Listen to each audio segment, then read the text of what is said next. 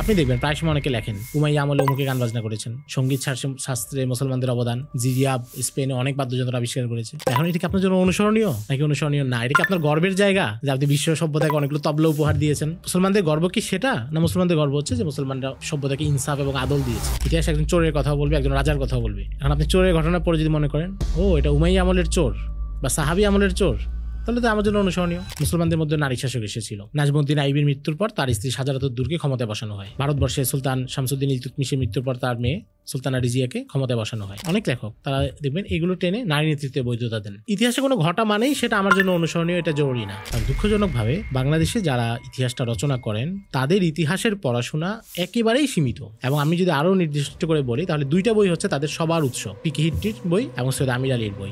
জাদুঘর হচ্ছে এমন একটা জিনিস যেটা শুধু কিছু মৃত জিনিস বা কিছু সরঞ্জাম, কিছু জিনিসপত্র থাকে এমন না, কারণ জাদুঘরও মানুষের আইডেন্টিটি তৈরি করে। প্রত্নতত্ত্ব আপনি দেখবেন আধুনিক কালে সারা বিশ্বে প্রত্নতত্ত্ব যেখানে কাজ করে, প্রত্নতত্ত্ব কোনো নিরপেক্ষ বিজ্ঞান না, এটা পক্ষপাতিত্বমূলক কাজে তারা ব্যবহার করে। প্রাচীন জাদুঘর তারা যখন তৈরি করেছে তারা আলাদা জাদুঘর তৈরি করেছে ইসলামী জাদুঘর নামে, ইসলামী উপাদানগুলো সেখানে এনেছে। আর ফারাওদের সভ্যতার জন্য ফারাওদের সভ্যতার বিভিন্ন জিনিস নিয়ে তারা যখন জাদুঘর তৈরি করেছে সেটার নাম দিয়েছে তারা মিশরি জাদুঘর। এখানে কিন্তু নামের মধ্যে একটা রাজনীতি আছে।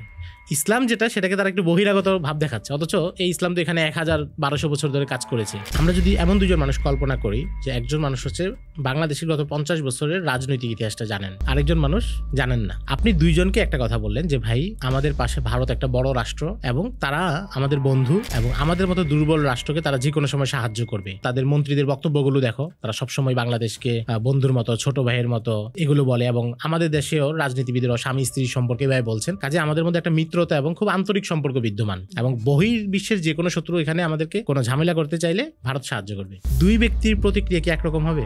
এবং কোরআনুল কারীম যখন ইতিহাসগুলো বলেছে, ইতিহাসের মাকসাদ শুধু মনোরঞ্জন না, একটা ঘটনা বলে দেওয়া। এই জন্য ইতিহাসের প্রয়োজনীয় অংশটাই কোরআনুল কারীম বলেছে। যেমন ইউসুফ আলাইহিস সালামের ঘটনা, ইউসুফ আলাইহিস সালামের ছোটবেলা থেকে একেবারে কূপে পড়া, মিশরে যাওয়া, সব ঘটনা উল্লেখ করেছে। কিন্তু জুলাইখার সাথে তারপরে বিবাহ হয়েছে কি হয় নাই এই ব্যাপারে কোরআনুল কারীমে কোনো আলোচনা নেই। এবং আপনি দেখবেন যে আমেরিকা যখন আফগানিস্তানে যাচ্ছে তারা কি বলছে, আমরা নতুন ক্রুসেডে যাচ্ছি। এবং এখনো তারা কিন্তু নিউ আমেরিকান ক্রুসেড এবং এই নামে আরো অনেক বই তাদের আছে যেগুলো গত 2-4 বছরে প্রকাশিত হয়েছে।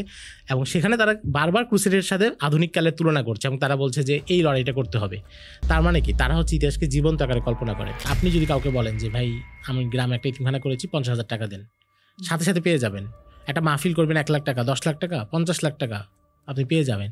কিন্তু আপনি যদি বলেন যে আমি আমাকে আলেমকে কিছু বই কিনে দিব, তিনি এটা নিয়ে গবেষণা করবেন বা কাজ করবেন, তখন এটা পাবেন না। আপনি চিন্তা করবেন যে এতিমখানা আমার এটা সৎকায় জারিয়া, আমার এটাতে অনেক সব হবে, কিন্তু আরেকটা ইলমি কাজ আমি পৃষ্ঠপোষকতা করবো বা কোনো একটা মাদ্রাসায় কিতাব কিনে দিতে হবে, এটাতে বেশিরভাগ মানুষ আগ্রহী না। আজকের পৃথিবীতে কোনো খ্রিস্টান কি বলতে পারবে ঈসা আলাইহিস সালাম কেমন জামা পরিধান করতেন, তিনি কেমন ধরনের খাবার পছন্দ করতেন, তিনি কিভাবে মুচকি হাসতেন, কিভাবে হাঁটতেন? এই তথ্যগুলো নাই, তাদের সোর্সেই নাই। কোনো ইহুদি চাইলে মুসা আলাইহিস সালাম সম্পর্কে এই তথ্যগুলো নিতে পারবে না। কিন্তু নবীজি সাল্লাল্লাহু আলাইহি ওয়াসাল্লাম হচ্ছেন এমন ব্যক্তি যার মধ্যে বহু গুণের সমন্বিত রূপ ছিল। তিনি যখন পারিবারিক জীবন কাটিয়েছেন তখন তিনি আদর্শ স্বামী, যখন তিনি সন্তানদের সাথে ছিলেন আদর্শ পিতা, যখন তিনি সাহাবায়ে কেরামের মাঝে ছিলেন আদর্শ শিক্ষক, যখন তিনি মদিনার সমাজ শাসন করেছেন আদর্শ শাসক, যখন তিনি সেনাবাহিনীকে নেতৃত্ব দিয়েছেন তখন তিনি আদর্শ সেনাপতি। ফলে প্রত্যেক মানুষ তার জায়গা থেকে নবীজিকে অনুসরণ করতে পারে। পাশাপাশি হচ্ছে আমাদের দ্বীনের ক্ষেত্রে আমরা যখন ইতিহাসটা পড়বো, ইতিহাসটা জানবো, তাহলে হচ্ছে আমরা দ্বীনের জন্য কাজ করার একটা গুরুত্ব বুঝবো। কেউ যদি মুসলিম দায়ীদের জীবনী পড়ে, মুসলিম খলিফাদের জীবনী পড়ে, সেনাপতিদের জীবনী পড়ে, সাহাবীদের জীবনী পড়ে, তাহলে সে নিজের মধ্যে একটা অনুপ্রেরণা লাভ করবে যে দ্বীনের দাওয়াতের জন্য আমার কি কি করা উচিত এবং এই সমাজকে পরিবর্তনের জন্য আমাদের কি কি করা উচিত।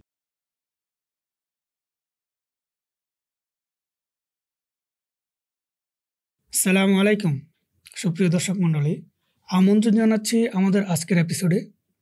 আজকে আমরা ইতিহাস নিয়ে জানবো ইনশাআল্লাহ।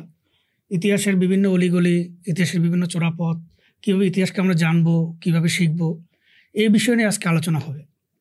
আজকে আমাদের মাঝে উপস্থিত আছেন বিশিষ্ট লেখক, অনুবাদক ইমরান রায়হান ভাই। কেমন আছেন ইমরান রায়হান ভাই? আলহামদুলিল্লাহ ভালো আছি, আপনি কেমন আছেন? জি আলহামদুলিল্লাহ। আপনাকে অসংখ্য ধন্যবাদ আপনার গুরুত্বপূর্ণ সময় থেকে আমাদেরকে সময় দেওয়ার জন্য।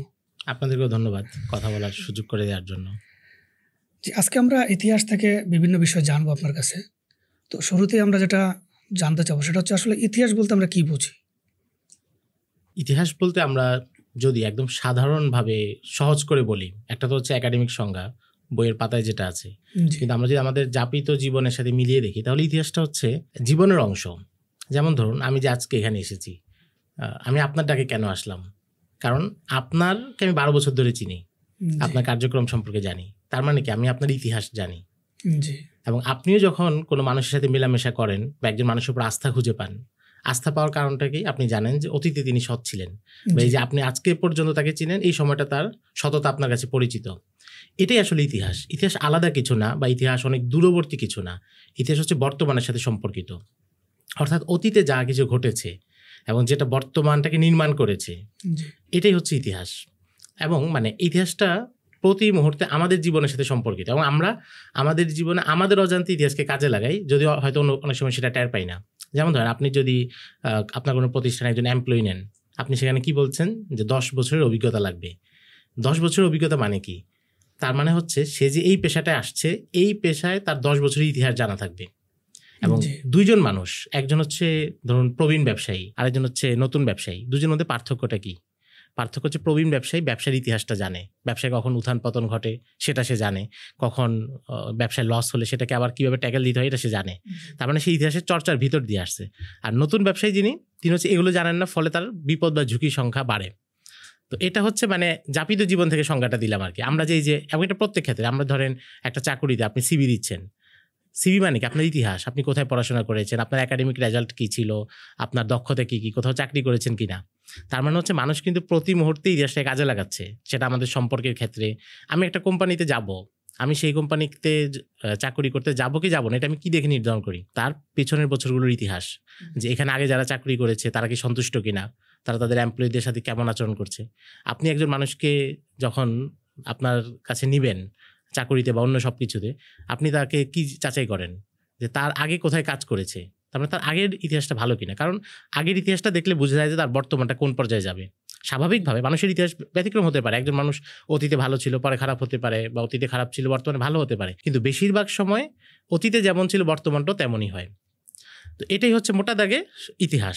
এবং ইতিহাসটা হচ্ছে, যদি বড় আকারে বলি, এটা তো হচ্ছে ব্যক্তির ইতিহাস বা প্রতিষ্ঠানের ইতিহাস থেকে আমরা উদাহরণ দিলাম। কিন্তু কোনো জাতির ইতিহাস কি? কোনো জাতির ইতিহাস হচ্ছে তার সূচনাকাল থেকে, একটা জাতি, একটা সভ্যতা, একটা উম্মা, তার সূচনাকাল থেকে বর্তমান পর্যন্ত তার যে ধারাবাহিকতা, তার যে সক্রিয়তা, তার যে অবদান, তার যে কর্মকাণ্ড, এগুলো হচ্ছে তার ইতিহাস।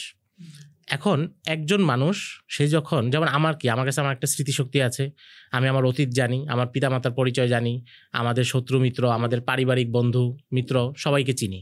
তার মানে কি আমার পরিবারের এবং আমার ব্যক্তিগত ইতিহাসটা আমার সংরক্ষণে আছে। কিন্তু আমি যখন মুসলিম উম্মার ইতিহাস বলবো, তখন তার মানে হচ্ছে আমি মুসলিম উম্মার ইতিহাস জানবো, এই উম্মার কারা শত্রু এবং এই উম্মার কারা মিত্র, এবং এই উম্মার অবদান কি, এই উম্মা কোথায় কোথায় কাজ করেছে, এই উম্মার পরিচয় কি, এটা জানা হচ্ছে মুসলিম উম্মার ইতিহাস। তো এর মানে হচ্ছে যে কেউ যখন কোনো জাতির ইতিহাস জানে, তখন মূলত সে নিজের আত্মপরিচয়টা নির্মাণ করে। যে ইতিহাস জানে না, সে নিজের আত্মপরিচয়টা জানে না। এই জন্য আপনি দেখবেন যে যারা মুসলমানদের ইতিহাসটাকে সঠিকভাবে জানে না, তারা নিজের মুসলিম পরিচয় নিয়ে গর্ববোধ করতে পারে না, হীনমন্যতায় ভোগে। জি, এটা তো আমরা বুঝলাম ইতিহাস বলতে আসলে আমরা কি বুঝি, বা ইতিহাস আমাদের কি কাজে লাগে। তো এখন আমার জানার বিষয় হচ্ছে কোরআন ও হাদিসে ইতিহাসের গুরুত্ব কিভাবে এসেছে, বা বিষয়টা আসলে কিভাবে ব্যাখ্যা হয়েছে। কোরআনুল কারিমে আমরা যেটা দেখি, যে আমরা যদি কোরআনুল কারিমের আয়াতগুলো দেখি, তাহলে বিধিবিধানের আয়াত কিংবা আকীদা সংক্রান্ত আয়াত বাদ দিলে বাকি পুরো অংশই তো ইতিহাস। বনি ইসরাইলের ঘটনা, পূর্ববর্তী নবীদের ঘটনা, এবং একটু পরপরই আসছে, বারবার আসছে বিভিন্ন কওমের ঘটনা। এখন বাহ্যিকভাবে তো এটার সাথে মুসলমানদের কোনো সম্পর্ক নাই। যেই কওমগুলো ধ্বংস হয়ে গিয়েছে, হুদ আলাইহিসসালামের কওম, লূত আলাইহিসসালামের কওম, সেগুলো তো একেবারে ধ্বংস হয়ে গেছে, সেটার সাথে আমাদের কোনো উত্তরাধিকার বা কোনো সম্পর্ক নাই। তাহলে কোরআনুল কারীম কেন এই ইতিহাসগুলো বারবার বলছে? এখান থেকে একটা বোঝার ব্যাপার আছে। কোরআনুল কারীম তো এমন কোনো গ্রন্থ না যেখানে পৃষ্ঠা বৃদ্ধি করা উদ্দেশ্য কিংবা অপ্রাসঙ্গিক কথা বলা। কোনো আমাদের আকীদা এবং বিশ্বাস হচ্ছে একটা অক্ষর বা একটা হরফ পর্যন্ত সেখানে অতিরিক্ত নাই। জি।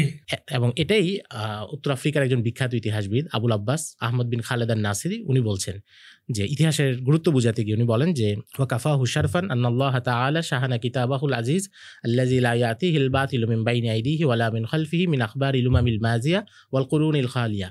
যে ইতিহাসের মর্যাদা এবং সম্মান বোঝার জন্য এটাই যথেষ্ট যে আল্লাহ রাব্বুল আলামিন তার যেই কিতাবে অপ্রাসঙ্গিক কোনো কথা নাই, সেখানে ইতিহাস দিয়ে একেবারে পরিপূর্ণ করে দিয়েছেন। উনি বলছেন যে ইতিহাস দিয়ে ভোজাই করে দিয়েছেন। এটা হচ্ছে একটা আমরা স্বাভাবিকভাবে বুঝতে পারি যে কোরআনুল কারিমে এত বেশি ইতিহাস কেন বলা হয়েছে। এরপর আমরা যদি দেখি যে পূর্ববর্তী নবীদের ঘটনা যখন কোরআনুল কারিম বলছে, নবীরা এসে তাদের কওমকে প্রথমে ইতিহাস মনে করাইছেন। হুদ আলাইহিস সালাম এসে তার কওমকে বলছেন ওয়াজকুরু ইয জাআলাকুম খুলাফা মিন বাদি কওমি নূহ, তোমরা স্মরণ করো যে আল্লাহ তোমাদেরকে নূহের কওমের পরে খলিফা এবং উত্তরাধিকার মনোনীত করেছেন। তার মানে তিনি কি স্মরণ করাচ্ছেন এখানে?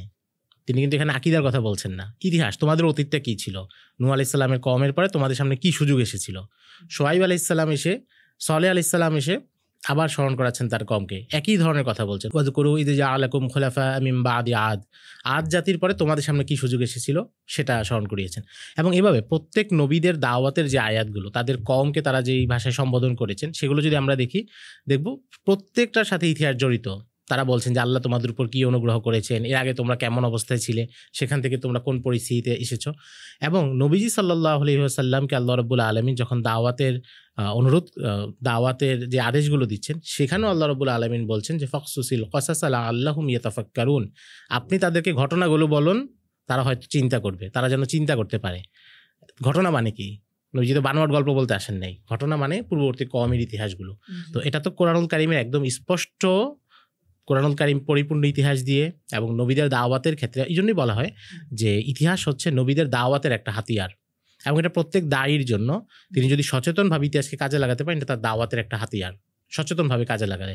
এবং নবীজি সাল্লাল্লাহু আলাইহি ওয়াসাল্লামও তার কওমকে যখন দাওয়াত দিয়েছেন, ইতিহাসকে নানাভাবে কাজে লাগিয়েছেন। এবং এটা আমাদের পুরো সালাফে সালেহিনরা সবাই এই কাজটা করেছেন।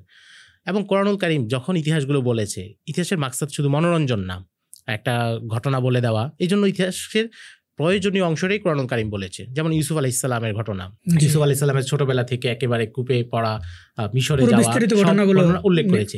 কিন্তু জুলাইখার সাথে তারপরে বিবাহ হয়েছে কি হয় নাই, এই ব্যাপারে কোরআনুল কারীমে কোনো আলোচনা নেই। এগুলো ইসরায়েলের আয়াতের মাধ্যমে মুফাসসিররা কেউ কেউ উল্লেখ করেছেন। কারণ কি? কারণ ওই অংশটা অপ্রাসঙ্গিক, ওই অংশের সাথে আমাদের শিক্ষা নেওয়ার কোনো অংশ নেই। আমাদের শিক্ষার অংশগুলো হচ্ছে ইউসুফ আলাইহিস সালাম যে সবর করেছেন, গুনাহের মুখে তিনি যে প্রতিরোধ করেছেন এবং গুনাহের পরিবর্তে নির্যাতনকে বেছে নিয়েছেন, সেগুলো হচ্ছে শিক্ষার সাথে সম্পর্কিত। তো এখান থেকে আমরা এটাও বুঝতে পারি যে ইতিহাস তো পুরোটাই ইতিহাস, সব ঘটনা সত্য, কিন্তু সবগুলি কি আমাদের জন্য গুরুত্বপূর্ণ কিনা? সবগুলো গুরুত্বপূর্ণ না, বরং যেটার সাথে শিক্ষা সম্পর্কিত সেটা জরুরি, যেটার সাথে আমার ঈমান, আমল, আকীদা বা আমাকে দ্বীনের ক্ষেত্রে এগিয়ে নিয়ে যাবে, এই ধরনের ইতিহাসগুলো আমার জন্য কার্যকরী, এটা আমরা বুঝতে পারি। এবং এটা হচ্ছে কোরআনুল কারীমে যেটা বলেছে যে লাকাদ কানা ফি কসাসিহিম ইবরাতুল লিউলিল আলবাব, পূর্ববর্তীদের ঘটনাগুলোতে তাদের জন্য শিক্ষা আছে। তো শিক্ষা তো আর সব ঘটনায় নাই, কারণ ইতিহাস মানে সেখানে খারাপ লোকদের যে কার্যক্রম সেটাও আছে, ভালো লোকদেরও আছে, সবকিছু তো আর অনুসরণীয় না। তো এই জন্য ইতিহাসটা হচ্ছে যেটা আমাদের শিক্ষা, আমাদের দাওয়াত, আমাদের দিনে চলার সাথে প্রাসঙ্গিক, সেটা জরুরি। আচ্ছা, এখন মানে একজন মানুষ বা একটি জাতির জন্য ইতিহাস জানাটা কতটুকু গুরুত্বপূর্ণ? একজন ব্যক্তি এবং মানুষের জন্য ইতিহাস জানা অনেক বেশি গুরুত্বপূর্ণ। এবং এটাকে আপনি বলতে পারেন যে তার আকীদাকে রক্ষা করার একটা হাতিয়ার, এবং তার ইসলামী পরিচয়, তার আত্মপরিচয়, সেটা রক্ষা করার হাতিয়ার। এবং ইতিহাস জানা ছাড়া সে হচ্ছে মানব সমাজে চলতে পারবে না। দুই দৃষ্টিকোণ থেকে, একটা হচ্ছে দ্বীনি দৃষ্টিকোণ থেকে, আর একটা হচ্ছে পার্থিব দৃষ্টিকোণ থেকে। এটা ব্যাপারটা হচ্ছে কি, যে মানুষের যে প্রকৃতি, মানুষের যে স্বভাব, মনস্তত্ত্ব, এটা সব জায়গায় একই রকম থাকে। এবং হাজার বছর ধরে যে মানুষের যে সভ্যতা, সেগুলো নির্দিষ্ট বিষয় কেন্দ্র করেই আবর্তিত হয়েছে। যেমন মানুষের একটা অভ্যাস হচ্ছে যারা জালেমকে অপছন্দ করে। মানুষের একটা অভ্যাস হচ্ছে তারা নেতা এবং শক্তিশালীদের অনুসরণ করে। এগুলো কিন্তু এই স্বভাবটা 2000 বছর আগে রোমান সভ্যতায় যেমন ছিল, আজকের পৃথিবীতেও একই রকম। এই মৌলিক বিষয়গুলো পরিবর্তন ঘটে না। এবং যেহেতু মানুষ, তার চাহিদা, তার স্বভাব, চরিত্র, এগুলো কমন কিছু বিষয়ে কেন্দ্র করেই থাকে। ফলে একই ধরনের ঘটনাগুলো কিন্তু বারবার ঘটে। যেহেতু পৃথিবীটা এই মানুষ দ্বারাই পরিচালিত, এই মানুষের মধ্যে কাম আছে, সপ্ত রিপু আছে, এবং তার মধ্যে ভালো গুণ আছে। তো এরাই তো সমাজ পরিচালনা করে। ফলে ভালো ঘটনাগুলোও বারবার ঘটে, খারাপ ঘটনাগুলোও বারবার ঘটে। তো ফলে এখন আপনি যেই সময় বসবাস করছেন, আমি যেই সময় বসবাস করছি, তো আমাদের সামনে যে ঘটনাগুলো ঘটবে, বর্তমানে যা ঘটছে, এর অনুরূপ ঘটনা কিন্তু অতীতকালেও ঘটেছে। মৌলিকভাবে, মানে একেবারে হুবহু মিল থাকা জরুরি না, যেহেতু প্রযুক্তি পরিবর্তন হচ্ছে, সভ্যতার এখন যেই ধরনের আছে, প্রাচীনকালে এই ধরনের ছিল না, কিন্তু মৌলিক যেই জিনিসটা সেটা একই থাকে। এবং ইতিহাসটা হচ্ছে বারবার পুনরাবৃত্ত হয়। তাহলে আপনার সামনে যে পরিবর্তনগুলো ঘটবে এবং বর্তমানে যে পরিস্থিতিতে আছেন, সেখানে আপনার করণীয় কি, এটা নির্ধারণ করার জন্য আপনার পেছনের অভিজ্ঞতা থেকে সাহায্য নিতে হবে। পেছনের ঘটনা প্রবাহ থেকে আমরা অভিজ্ঞতা নিতে পারবো। এখন পিছনের ঘটনা কি, আমাদের মানব জীবন তো খুবই ছোট, এবং নবীজি সাল্লাল্লাহু আলাইহি সাল্লাম যেটা বলেছেন যে এই উম্মতের বয়স 60 থেকে 70-এর মাঝামাঝি। এখন একজন ব্যক্তির জীবনে সে অনেক বেশি বড় ঘটনা দেখার সুযোগ পায় না। যেমন আপনার এবং আমার যে বয়স, আমাদের এই বয়সে আমরা বাংলাদেশের রাজনীতিতে হয়তো 13 সালের শাপলা চত্বরের আন্দোলন দেখেছি, 24-এর গণ অভ্যুত্থান দেখেছি, বড় ঘটনা। কিন্তু আমরা কিন্তু 69-এর গণ অভ্যুত্থানটা দেখি নাই। এরশাদ পতনের যে আন্দোলন হয়েছে সেটা আপনি হয়তো দেখতে পারেন, কিন্তু তাও স্মৃতি মনে হয় বেশি উজ্জ্বল থাকার কথা না, আবছা হয়তো থাকবে। তাহলে আপনি যখন 24-এর আন্দোলনটা যেই মুহূর্তে দেখছেন, তখন আপনি পরিবর্তনটা আসলে কিভাবে বুঝবেন? আপনি তো পিছনে ঘটনা দেখেন নাই। আপনার বোঝার মাধ্যম হচ্ছে পিছনে ঘটনা যদি আপনার পড়া থাকে, এবং আপনি যদি 90 ওই এরশাদের বিরোধী আন্দোলন কিংবা আইয়ুব খান বিরোধী আন্দোলন সেগুলো পড়া থাকে, গণ অভ্যুত্থানের স্বভাব চরিত্র, এটাকে কিভাবে নিয়ন্ত্রণ করা যায়, এটা হওয়ার পরে কারা ফায়দা লুটতে আসে, কিভাবে প্রত্যেকে নিজের অনুকূলে পরিস্থিতি নিয়ে যায়, এটা যদি আপনার পড়া থাকে এবং জানা থাকে, তাহলে এই পরিস্থিতিতে আপনি কি করা দরকার সেটা আপনি বুঝতে পারবেন। এবং এটা পুরো পৃথিবীর, আপনি যদি প্রাচীন যে বিপ্লবগুলো ঘটেছে সেই বিপ্লবগুলোর ইতিহাস পড়া থাকে, তাহলে আপনি এটা বর্তমানটা বুঝতে পারবেন। আমি সেই শিক্ষাগুলো কাজে লাগাতে পারবো। জি, কারণ মানুষ এমন কোনো কিছুকে নিয়ন্ত্রণ করতে পারে না যেটা তার কাছে একেবারে অপরিচিত। তার নতুন অভিজ্ঞতা, সে ওই জিনিসটারই মোকাবেলা করতে পারে এবং নিজের ফায়দা অনুসারে কাজে লাগাতে পারে, যেটা সাথে তার পরিচিতি আছে এবং পূর্বে সে এটা সম্পর্কে জানে। তো এটা হচ্ছে একটা বিষয়। পাশাপাশি হচ্ছে আমাদের দিনের ক্ষেত্রে আমরা যখন ইতিহাসটা পড়বো, ইতিহাসটা জানবো, তাহলে হচ্ছে আমরা দিনের জন্য কাজ করার একটা গুরুত্ব বুঝবো। কেউ যদি মুসলিম দায়ীদের জীবনী পড়ে, মুসলিম খলিফাদের জীবনী পড়ে, সেনাপতিদের জীবনী পড়ে, সাহাবীদের জীবনী পড়ে, তাহলে সে নিজের মধ্যে একটা অনুপ্রেরণা লাভ করবে যে দিনের দাওয়াতের জন্য আমার কি কি করা উচিত এবং এই সমাজকে পরিবর্তনের জন্য আমাদের কি কি করা উচিত। কারণ আমরা এখন যে দুর্বল অবস্থায় আছি, এই দুর্বল অবস্থা তো ইসলামে আগেও গিয়েছে। মক্কার পরিস্থিতি খারাপ ছিল এবং বিভিন্ন জায়গায় মুসলমানরা এই ধরনের নাজুক পরিস্থিতি পড়েছে। আন্দালুস পতনের পরে সেখানকার মুসলমানদেরকে নাজুক পরিস্থিতি পড়তে হয়েছে, তাতারদের সময় হয়েছে। তো তার মানে এই পিছনের অভিজ্ঞতাগুলো থেকে আমরা যদি পড়ি, আমরা এই দায়িত্বগুলো নিজেদের মধ্যে অর্জন করার একটা চেষ্টা আমরা করতে পারবো এবং আমরা অনুপ্রেরণা পাবো। পাশাপাশি হচ্ছে আমরা যদি তাদের জীবনী পড়ি, আমাদের প্রাচীন পূর্বপুরুষদের, মহান পুরুষদের, তাহলে আমরা নিজেদের আমল, আখলাক, ব্যক্তিগত জীবন পরিশুদ্ধির কাজে এটা কাজে লাগাতে পারবো। এই যে আমরা যখন সাহাবীদের জীবনী পড়ি, এটা তো ইতিহাসের অংশ, যদি আমি মানে ক্যাটাগরি আকারে ভাগ করি, ইতিহাসের অংশ, কিন্তু এটা কিন্তু আমাদেরকে নিজের ব্যক্তিগত আমল, আখলাক এবং জীবনের পরিবর্তনের ক্ষেত্রে অনেক বড় সাহায্য করে। তো এই জায়গাগুলো থেকে দিনী এবং দুনিয়াবি দুই দৃষ্টিকোণ থেকেই ইতিহাসটা জরুরি। আরেকটা বিষয় হচ্ছে যে এখন মুসলিম উম্মাহ পরাজিত অবস্থায় আছে এবং মুসলিম উম্মাহ প্রতিকূল পরিস্থিতিতে আছে। এই প্রতিকূল পরিস্থিতি থেকে তারা যদি উত্তরণ করতে চায়, তাহলে তারা অতীত ইতিহাস থেকে শিক্ষা নিতে হবে। যে অতীতে যখন, যেমন বাইতুল মাকদিস আমাদের এখন হাতছাড়া, অতীত হাতছাড়া ছিল, সেখানে সালাহুদ্দিন আইয়ুবী এটাকে আবার পুনরুদ্ধার করেছেন।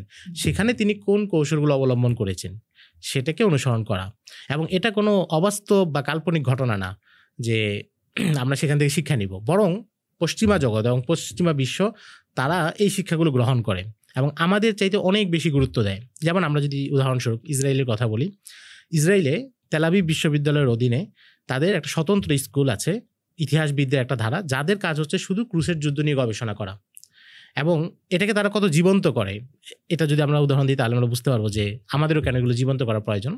তাদের এই স্কুলের প্রধান ছিল যে, তার নাম হচ্ছে ইয়োশুয়া প্রাভের। ইয়োশুয়া প্রাভের ছিল পোল্যান্ডের অধিবাসী এবং সে যখন তাদের এখানে রাষ্ট্র প্রতিষ্ঠা হয়েছে সেখানে চলে এসেছিল। 90 দশকে সে মারা গিয়েছে। এখন এটা পরিচালনা করছে তার ছাত্ররা।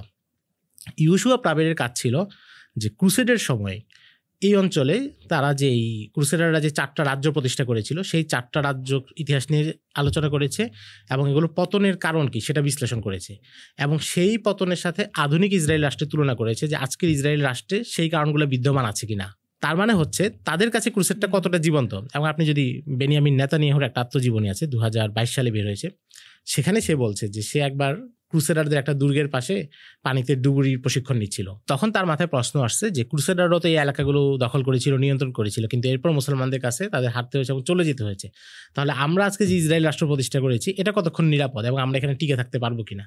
তার মানে হচ্ছে তাদের কল্পনায়, তাদের চিন্তায় কিন্তু ইতিহাসটা এখনও উপস্থিত এবং তারা সেভাবেই ইতিহাসটাকে চিন্তা করে। এবং আপনি দেখবেন যে আমেরিকা যখন আফগানিস্তানে যাচ্ছে, তারা কি বলছে যে আমরা নতুন ক্রুসেডে যাচ্ছি, এবং এখনও তারা কিন্তু নিউ আমেরিকান ক্রুসেড এবং এই নামে আরও অনেক বই তাদের আছে যেগুলো গত 2-4 বছরে প্রকাশিত হয়েছে, এবং সেখানে তারা বারবার ক্রুসেডের সাথে আধুনিক কালের তুলনা করছে এবং তারা বলছে যে এই লড়াইটা করতে হবে। তার মানে কি, তারা হচ্ছে ইতিহাসকে জীবন্ত আকারে কল্পনা করে। ইসরায়েলে প্রায় 200-র বেশি গবেষণা হয়েছে তাদের যে ঝর্ণাগুলো আছে এবং পানির উৎসগুলো আছে এগুলোকে বিশ্লেষণ করা এবং আধুনিক যুদ্ধগুলোর ভূমিকা কী হবে সেটা নির্ণয় করা। কারণ কি? কারণ হচ্ছে সালাহুদ্দিন আইবি যখন হিত্তিনের যুদ্ধে জয়লাভ করে বাইতুল মাকদিস উদ্ধার করেন, সেই যুদ্ধে তার সাফল্যের বড় কারণ ছিল যে তিনি পানির দখলটা আগে নিয়েছিলেন। সি অফ গ্যালিলি যেটা তিনি আগেই টাইবেরিয়াসের হ্রদ, সেটা তিনি আগে দখলে নিয়ে নিয়েছেন। ফলে ক্রুসেডারদের কাছে পানি ছিল না এবং এই জন্য যুদ্ধটা জুলাই মাসে হয়েছে, গরমকাল, তাদেরকে বিপদে পড়তে হয়েছে। ওই চিন্তা থেকে তারা আধুনিককালে তাদের কাছে যে জলের উৎসগুলো আছে সেগুলোর উপরে পর্যালোচনা করেছে এবং গবেষণা করেছে যে আধুনিক যুদ্ধে এগুলোর ভূমিকা কী হবে এবং এটাকে কীভাবে নিজেদের অনুকূলে কাজে লাগানো যায়। তার মানে ইতিহাস হচ্ছে এমন জিনিস যেটা অনেক দূরের না, কাছের, এবং আমাদের শত্রু যারা, মুসলিম উম্মার শত্রু যারা, তারা ইতিহাসটা এভাবে কাজে লাগায় এবং এগুলো থেকে শিখে, আলোচনা করে, পর্যালোচনা করে এবং এই বিষয়গুলো বের করে আনে। জি জি। এবং তাদের যে একাডেমিতে যে গবেষণাগুলো হয়, এটা শুধু কোনো জ্ঞানতাত্ত্বিক বিলাসিতা না, বরং এটাকে তারা কাজে লাগায়, তাদের এজেন্সিগুলো কাজে লাগায়, বিভিন্ন জায়গায় জি জি ইমপ্লিমেন্ট করে। ইতিহাস জানলে আসলে আমাদের যে চিন্তা চেতনার, সাপোজ ধরেন আমাদের বর্তমান বাংলাদেশে যারা আছেন, যারা সাপোজ ধরেন মাদ্রাসা ব্যাকগ্রাউন্ডের, এক্ষেত্রে অনেককে দেখা যায় তারা হীনমন্যতায় ভোগেন। তো তারা যদি ইতিহাস চর্চা করেন, যে সাপোজ ভারত উপমহাদেশের যদি ইতিহাস চর্চা করেন, যে এই ভারত উপমহাদেশ আজকে যে ব্রিটিশদের অধীন থেকে বের হয়ে আসলো, সেক্ষেত্রে ওলামা কেরাম বা মাদ্রাসা অঙ্গনের কী অবদান, এই ইতিহাসগুলো যদি তাদের সামনে থাকে, তাহলে কি তাদের চিন্তা ভাবনায় কোনো পরিবর্তন আসা পসিবল কিনা, আপনার কি মনে হয়? জি, অবশ্যই সম্ভব। আমরা যদি এমন দুজন মানুষ কল্পনা করি যে একজন মানুষ হচ্ছে বাংলাদেশের গত 50 বছরের রাজনৈতিক ইতিহাসটা জানেন, আরেকজন মানুষ জানেন না। জি। আপনি দুইজনকে একটা কথা বললেন যে ভাই, আমাদের পাশে ভারত একটা বড় রাষ্ট্র এবং তারা আমাদের বন্ধু, এবং আমাদের মতো দুর্বল রাষ্ট্রকে তারা যে কোনো সময় সাহায্য করবে, আমাদের বিপদে আপদে তারা আমাদের পাশে থাকবে, যেহেতু তারা আমাদের থেকে বড় এবং আমাদেরকে সাহায্য করার শক্তি তাদের আছে। এবং তাদের মন্ত্রীদের বক্তব্যগুলো দেখো, তারা সবসময় বাংলাদেশকে বন্ধুর মতো, ছোট ভাইয়ের মতো এগুলো বলে। এবং আমাদের দেশেও রাজনীতিবিদেরা স্বামী স্ত্রীর সম্পর্কে ভাই বলছেন, কাজে আমাদের মধ্যে একটা মিত্রতা এবং খুব আন্তরিক সম্পর্ক বিদ্যমান। এবং বহির্বিশ্বের যে কোনো শত্রু এখানে আমাদেরকে কোনো ঝামেলা করতে চাইলে ভারত সাহায্য করবে। দুই ব্যক্তির প্রতিক্রিয়া কি একরকম হবে? পসিবল না। যে ইতিহাস জানে না সে কিন্তু আপনার যুক্তিতে প্রভাবিত হবে, যে কথা তো সুন্দর এবং বাস্তবসম্মত, কিন্তু যে ইতিহাস জানে সে কি বলবে? বলবে যেটা অবাস্তব কথা। ইতিহাস তাই বলে। আচ্ছা, ফিলিস্তিনের ইস্যুটা যদি এমন দুইজন ব্যক্তি, যে ফিলিস্তিনে গত 100 বছর ইতিহাস জানে আর যে জানে না, আপনি দুইজনকেই বললেন যে ভাই, লড়াই করে, যুদ্ধ করে কোনো সমাধান হয় না, এটা আমরা জাতিসংঘে প্রস্তাবনায় নেই, সারা বিশ্বের জনসমর্থন আদায় করি, তাহলে ইসরায়েলের বিরুদ্ধে কোনো একটা বিল পাস হয়ে যাবে, ফিলিস্তিনিরা তাদের ভূখণ্ডের মালিকানা পেয়ে যাবে। সাধারণ যে বিষয়টা আর কি, সাধারণভাবে মনে হয় যেটা। তাহলে এখানেও কি দুই ব্যক্তির প্রতিক্রিয়া একরকম হবে? যে ইতিহাস জানে না তার কাছে এটা যৌক্তিক মনে হবে, আর যে ইতিহাস জানে সে বলবে যে না, এটা সম্ভব না, হয় নাই, জাতিসংঘ কোনো ভূমিকা নেয় নাই, কোনো বিল পাস করেনি। তো এই হচ্ছে একটা সাধারণ উদাহরণ। ইতিহাস যে জানে না, তার চিন্তায় অনেক পার্থক্য করবে। একজন মাদ্রাসার ছাত্র, সে যদি নিজের অস্তিত্বকে অনুভব করতে চায়, সে যদি মুসলমানদের শিক্ষা ব্যবস্থার যে ট্র্যাডিশন ছিল এটা উপলব্ধি করে, এটা তার পড়াশোনা থাকে, জানা থাকে, আলেমদের যে সম্মান ছিল মুসলিম সমাজে, আলেমদের যে প্রভাব ছিল, একটা তো হচ্ছে দ্বীনিভাবে আল্লাহ রাব্বুল আলামিন কর্তৃক নির্ধারিত আলেমদের যে সম্মান, নবীজি কর্তৃক সম্মানিত, এর বাইরে আমি বলছি সামাজিক প্রভাবের কথা, রাজনৈতিক প্রভাবের কথা, আলেমদের যে ভূমিকা, আপনি যেটা বললেন যে ভারতবর্ষের স্বাধীনতার ক্ষেত্রে আলেমদের যে ভূমিকা, তখন তার কি মনে হবে? তার নিজেকে এখানে অনাহুত কেউ মনে হবে না, নিজের আইডেন্টিটি নিয়ে তার কোনো ক্রাইসিস থাকবে না। সে এমন কেউ না যে সে অনেক দূর থেকে এসে এই ভূখণ্ডে উড়ে এসে জুড়ে বসেছে, বরং এই মাটির জন্য, এই অঞ্চলের স্বাধীনতার জন্য, মুসলমানদের দ্বীন হেফাজত করার জন্য তার রক্ত আছে, তার পূর্বসূরীদের রক্ত আছে, তাদের কারাবাস আছে, দীর্ঘ একটা উপাখ্যান আছে তাদের নির্যাতনের মুখোমুখি হওয়ার। কিন্তু যদি সেই ইতিহাসটা না জানে, তাহলে যে কেউ তাকে এসে তার এই পরিচয় থেকে আলাদা করে দিতে পারবে। যে কেউ এসে তাকে বলবে যে তোমরা তো সমাজের জন্য কোনো কাজ করো না, এবং সমাজের জন্য বোঝা, তোমরা সমাজে কোনো অবদান রাখতেছো না, কিছুই না, কেউ রাখতেছো না। তো এই পরিচয় যখন সে পাবে, তখন সে নিজের এই পরিচয় অটল থাকার জন্য একটা প্রেরণা পাবে। আর যখন তার পরিচয়টা বিচ্ছিন্ন হয়ে যাবে, সে ওই কথাগুলোতে প্রভাবিত হবে, তখন সে কি করবে? সে তার মতো হতে চাবে, আধুনিক হতে চাবে। যে তাকে শিখাচ্ছে যে তুমি যে লাইফ লিড করতেছো, এটা আসলে লাইফ না, এটা তুমি সমাজ বিচ্ছিন্ন, সমাজে তোমার কোনো অবদান নাই, কোনো কিছু না, এবং তুমি এই বর্তমান পৃথিবীতে অচল। তখন স্বাভাবিকভাবে সে কি করবে? সে যদি প্রভাবিত হয়, সে তার মতো হতে চাবে। এবং এই জন্য আমরা দেখি যে যারা এই আইডেন্টি ক্রাইসিসগুলোতে পড়ে, তারা কি কোথায় যায়? তারা কলেজে বা বিশ্ববিদ্যালয়ে যাওয়ার পরে পোশাক পরিবর্তন করে, চেহারায় পরিবর্তন করে, দাড়ি থাকলে দাড়ি কেটে ফেলে, বা এই আধুনিক হওয়ার জন্য। মূল জায়গাটা হচ্ছে কোথায়? যে পূর্বসূরীদের সাথে আমার যে সম্পর্ক, আমি যেখানে আছি, এই সম্পর্কটা বিচ্ছিন্ন, জমিনের সাথে সম্পর্ক, এটা বিচ্ছিন্ন করে দেয়া গেছে। জি। তাহলে আমরা বুঝলাম যে আসলে যদি আমি আইডেন্টি ক্রাইসিসে ভুগি তাহলে আসলে মূলত দেখা যাবে আমি মূল থেকে সরে যাব। অবশ্যই। এবং এই জন্য উপনিবেশবাদী শক্তি তারা কোনো অঞ্চল জয় করার পরে প্রথমে তারা করে কি সেখানকার ইতিহাস বিকৃত করে। মুসলিম বিশ্বের যেখানেই উপনিবেশবাদী শক্তি গিয়েছে তারা গিয়ে প্রথমে মুসলমানদের তাদের যে পরিচয়, ইসলামী পরিচয়, সেটা থেকে বিচ্ছিন্ন করার জন্য তারা ইতিহাসটাকে নির্মাণ করে। এটা যদি আমরা একটু উদাহরণ দিই তাহলে দেখবেন যে ভারতবর্ষের মুসলমানরা এখানে মুসলমানদের যে পরিচয়, মুসলমানদের সাথে তাদের যে সম্পর্ক, ইসলামের সাথে তাদের যে সম্পর্ক, এই পরিচয়গুলো যতটা আঘাতপ্রাপ্ত হয়েছে সেটা হচ্ছে উপনিবেশ আমলে, ব্রিটিশ আমলে। ব্রিটিশ আমলে এখানে ইতিহাসগুলোকে নতুনভাবে নির্মাণ করা হয়েছে। মুসলিম শাসকদের চরিত্রকে অন্যভাবে কলঙ্কিত করা হয়েছে। বিশেষ করে সম্রাট আলমগীর কিংবা যারা যতটা বেশি ভালো মুসলমান ছিলেন তাদের উপর আঘাতটা বেশি করা হয়েছে। আকবরকে মহিমান্বিত করা হয়েছে যে ছিল মুরতাদ। আর বাদশাহ আলমগীর যিনি একজন বড় নেককার ছিলেন, আদর্শ শাসক ছিলেন, তার চরিত্রকে কালিমা লেপন করা হয়েছে। যার সময় ভারত উপমহাদেশ অর্থনৈতিকভাবেও বিশাল একটা অবস্থায় চলে গিয়েছিল। জি, এবং বিশাল রাজত্ব যার ছিল, 50 বছরের মতো শাসন করেছেন।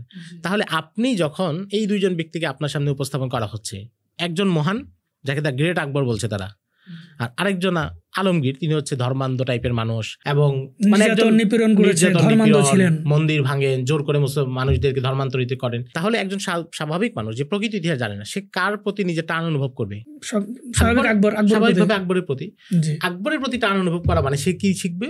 সে সেকুলারিজম শিখবে, দিন এলাহির ওই কথাগুলো শিখবে এবং দিন থেকে দূরে সরার বিষয়টা শিখবে। মিশরে যখন ফরাসিরা আসছে সম্রাট নেপোলিয়নের নেতৃত্বে 1799 সালে তারা মিশরে প্রবেশ করে।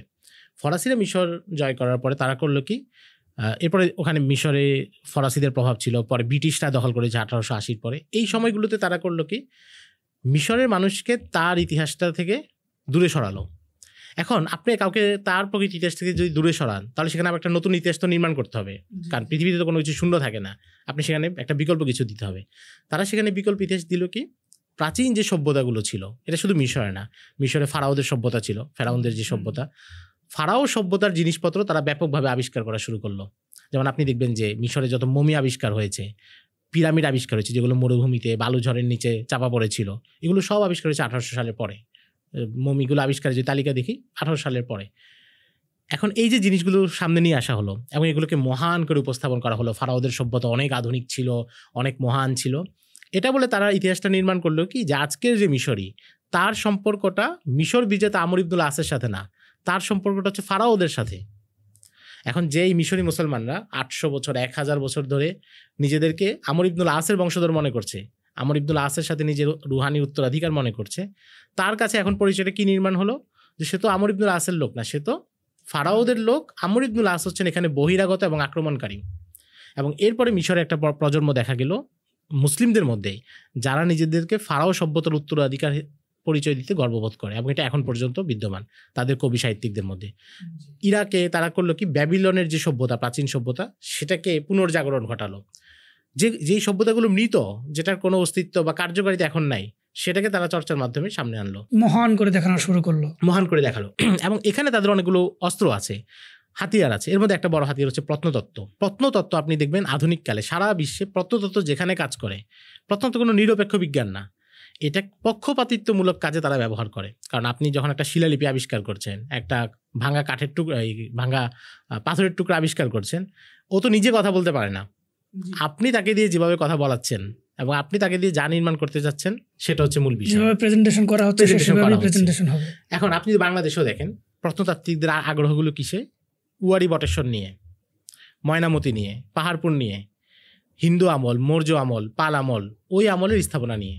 এই প্রত্নতত্ত্ব সোনারগাঁয়ে হাজী শেখ শরফুদ্দিন আবু তাওয়ামার মাদ্রাসা নিয়ে কাজ করবে না, চাঁপাইনবাবগঞ্জে দর্শবাড়ি মাদ্রাসা, কিংবা এই যে নওগাঁতে শাইখ তকিউদ্দিন আরবির মাদ্রাসা, যেগুলো সুলতানি আমলের প্রতিষ্ঠা ছিল, যেখানে বিহার থেকে ছাত্ররা পড়তে আসতো, এগুলোর অবকাঠামো পুনরায় নির্মাণ করা, এখানকার শিলালিপি খুঁজে বের করা, এটা নিয়ে তারা কাজ করবে না। লালমনিরহাট আছে সাহাবায়ে কেরামদের স্মৃতিবিজড়িত মসজিদ, এগুলো নিয়ে তারা কাজ করবে না, এটা তার আগ্রহের বিষয় না। কারণ এটা যদি করে তাহলে আপনার ইতিহাসটা আরেকভাবে নির্মাণ হবে। সে আপনাকে উয়ারি বটেশ্বর দেখাবে, সে আপনাকে সিন্ধু সভ্যতা দেখাবে, মহেঞ্জোদারো হরপ্পার গল্প শোনাবে।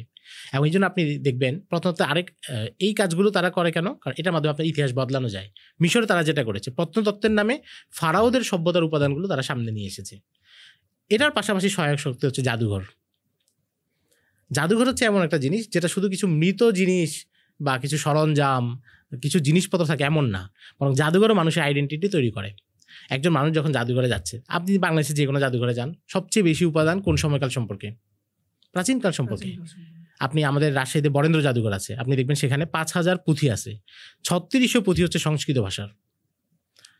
বাংলাদেশের জাদুঘর পুঁথি আছে সংস্কৃত ভাষার 36 আছে, সেটা সমস্যা নেই, কিন্তু বাংলা অঞ্চলে তো হাজার হাজার পুঁথি ছিল, সেগুলো কোথায়? বাংলার পুঁথি সেখানে হাজারের কাছাকাছি। তার মানে পার্সেন্টেজটা দেখতে পাচ্ছেন, যেটা অবাস্তব।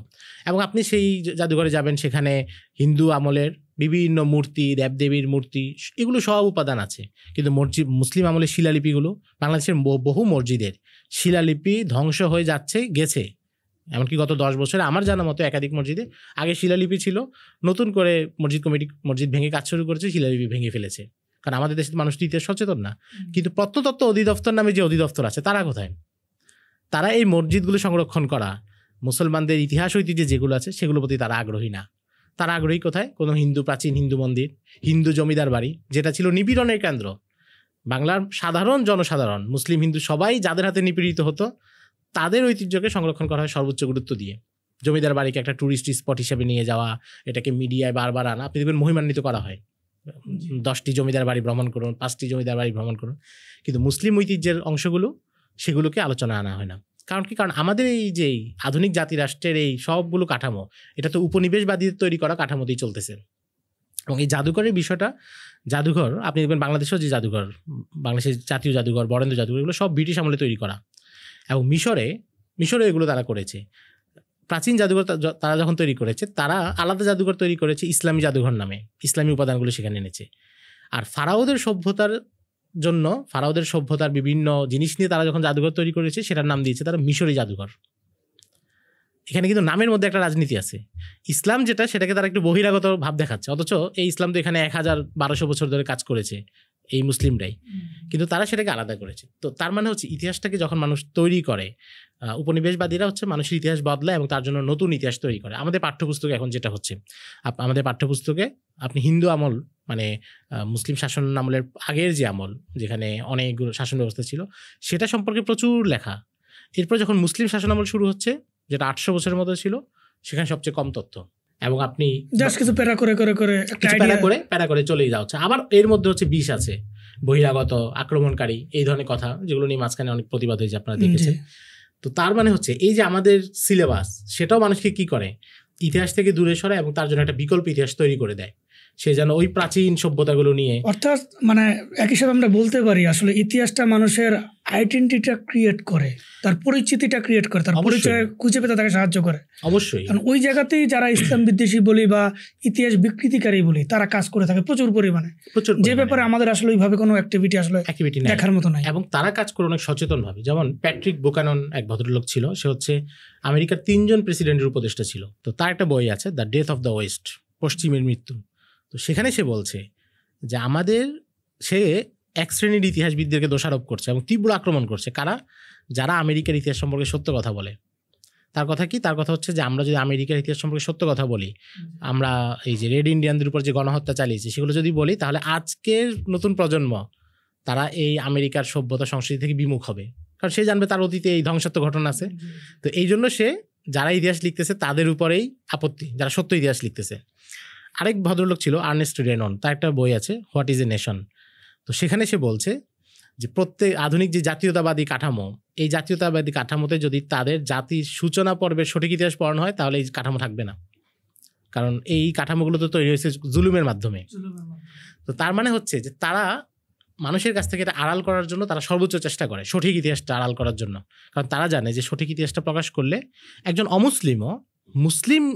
অমুসলিমের সামনে যদি মুসলমানদের সঠিক ইতিহাস আলোচনা করা হয় এবং পুরো বিশ্বের সঠিক ইতিহাস আসে, তাহলে সেও এটা বলতে বাধ্য হবে যে মুসলিম শাসন একজন অমুসলিমের জন্য রহমত ছিল।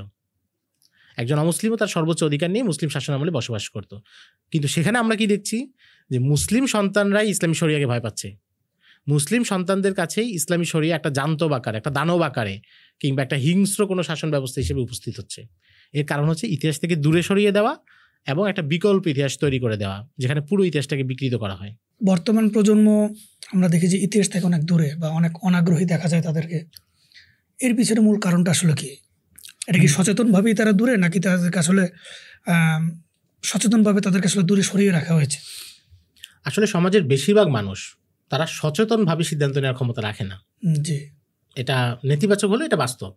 বেশিরভাগ মানুষ তার একটা ট্রেন্ডকে অনুসরণ করে। সমকালীন মানুষ তাদেরকে যেভাবে প্রভাবিত করে, নদীর কচুরিপানার মতো, স্রোত যেদিকে সেদিকে, তার নিজস্ব কোনো চিন্তা থাকে না। তাকে কেউ যেই চিন্তা ধরিয়ে দেয় সে সেটা অনুসরণ করে। এখন আমাদের বর্তমান প্রজন্ম, মুসলিম উম্মার প্রজন্ম, বিশেষ প্রায় সব দেশেই তারা যে ইতিহাস থেকে বিমুখ বা তারা সঠিক ইতিহাস জানে না, এর মূল কারণ হচ্ছে আমাদের পাঠ্যক্রম এবং সিলেবাস।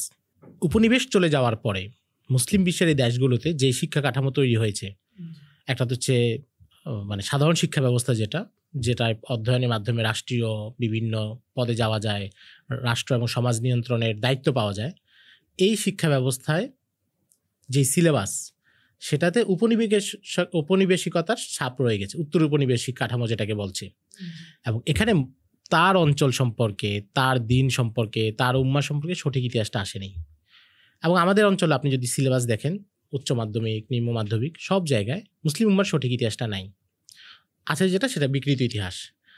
তো ফলে একজন তরুণ সে যদি আলাদাভাবে চেষ্টা না করে, বেশিরভাগ মানুষ হচ্ছে সিলেবাসের পড়াকেই তো যথেষ্ট মনে করে। সিলেবাসের বাইরে গিয়ে আবার নতুন করে পড়াশোনা করা, অনুসন্ধান করা এবং প্রচলিত যে এই ধারণা সিলেবাস এতদিন তার মাথায় দিয়ে দিয়েছে সেটা থেকে বের হওয়া, এটা তো আসলে সবার পক্ষে সম্ভব হয় না, সমাজের বেশিরভাগ মানুষের পক্ষে সম্ভব হয় না। ফলে এটা হচ্ছে একটা কারণ। দ্বিতীয় কারণ হচ্ছে যে মাধ্যমগুলো আমাদের প্রভাবিত করে, মিডিয়া, গণমাধ্যম, বুদ্ধিজীবীরা, তারা আমাদেরকে ইতিহাস থেকে দূরে সরায় এবং তারা আমাদের জন্য হচ্ছে তাদের পছন্দ অনুসারে বিকল্প ইতিহাস তৈরি করে, বক্তব্য, লেখালেখি, বিভিন্ন মাধ্যমে। দেখুন, বাংলাদেশে মুসলিম শাসনের যে ইতিহাস, সুলতানি আমল, মুঘল আমল, ব্যাপারটা একজন নিরপেক্ষ গবেষকের জন্য তো এটা চর্চা করা জরুরি ছিল। কেউ যদি মানে ধার্মিক নাও হয়, তাও তো এটা যে একটা ঐতিহাসিক সত্য, এখানকার শাসকদের যে ব্যবস্থা, তাদের যেই শাসন কাঠামো, তাদের যে ইনসাফ, আদল যা যা প্রতিষ্ঠিত ছিল, একজন নিরপেক্ষ দৃষ্টিকোণ থেকে, কারণ নিরপেক্ষ গবেষক যে হিন্দু শাসন আমলে হিন্দু রাজাদের নিয়ে গবেষণা করতে পারছে, তার কাছে তো মুসলিম শাসকরাও আগ্রহের বিষয় হওয়ার কথা ছিল স্বাভাবিক দৃষ্টিকোণ থেকে। কিন্তু আমাদের বুদ্ধিজীবীরা সেটা না, তারা গবেষণা করে একটা প্রভাবিত গবেষণা, তারা শুধু নির্দিষ্ট একটা চিত্রই আমাদেরকে দেখাতে চায়, তারা যে চিত্রটাকে সেটাই সবাইকে দেখাতে চায়। ফলে আমাদের গণমাধ্যম, আমাদের বুদ্ধিজীবীরা তাদের লেখালেখিতে ইতিহাসের অংশটা অনুপস্থিত থাকে, যেটা আমাদের সবচেয়ে গুরুত্বপূর্ণ অংশ এবং যার সাথে আমাদের সম্পর্ক আছে।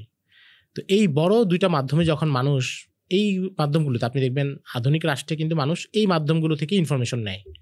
আমরা হয়তো কোনো একটা মিডিয়া দেখি, কোনো বুদ্ধিজীবীর লেখা পড়ি, কারো বক্তৃতা শুনি, অথবা আমি যে সিলেবাসে পড়াশোনা করেছি সেটা শুনি।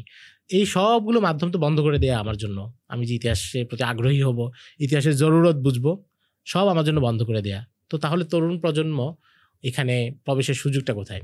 তার জন্য সুযোগ রাখা হয়নি। এই ক্ষেত্রে আসে আপনি যেটা বলছেন যে আমাদের করণীয় কি, এটা তো ছেড়ে দিলে এইভাবে হবে না। আমাদের করণীয় হচ্ছে যে এই কাঠামোকে যতভাবে পারা যায় ক্ষতিগ্রস্ত করা, তারা যে ইতিহাসটা নির্মাণ করেছে, তারা যে কাঠামো নির্মাণ করেছে, এটাকে নানাভাবে, বরং এই ক্ষেত্রে বর্তমানে আমাদের কাছে কিছু সুবিধা আছে। আধুনিককাল মিডিয়ার যুগ, যেমন আমরা পডকাস্ট করতেছি, পডকাস্ট কিন্তু মুসলিম উম্মার জন্য একটা রহমত। কারণ পডকাস্ট যুগ আসার আগে আপনি শুধু তার কথাই শুনতে পারবেন যাকে টেলিভিশন মিডিয়া দেখাবে, মিডিয়া যাকে দেখাবে না আপনি তাকে সামনে আনতে পারবেন না। কিন্তু পডকাস্ট আসার কারণে আপনি দেখবেন যে এমন ইউটিউব বা সোশ্যাল মিডিয়াগুলো আমাদের জন্য সুবিধা করে দিয়েছে, এমন অনেক মানুষকে সামনে আনা গেছে যাদের কথা এবং আলোচনা উম্মার জন্য জরুরি ছিল, এবং এতদিন মিডিয়াগুলো যাদেরকে সামনে আনেনি। সারা বিশ্বের বড় বড় মিডিয়াতেই এখন এমন বহু মানুষ চলে এসেছে যারা যোগ্য এবং যারা এতদিন কোনো পৃষ্ঠপোষকতা পায়নি, কিন্তু এই মাধ্যমগুলোর কারণে চলে এসেছে, তারা নিরপেক্ষভাবে বিশ্লেষণ করতে পারছে। তো ফলে এই জায়গাটা আমাদের কাজে লাগানোর সুযোগ আছে। একটা সময় তো এমন ছিল যে সেকুলার কোনো বুদ্ধিজীবী যে রাষ্ট্রীয় পৃষ্ঠপোষকতা পাচ্ছে, সব টিভি টেলিভিশন তাকে দেখাচ্ছে, আপনি একজন সাধারণ মানুষ, আপনার কথা কার কাছে যাবে?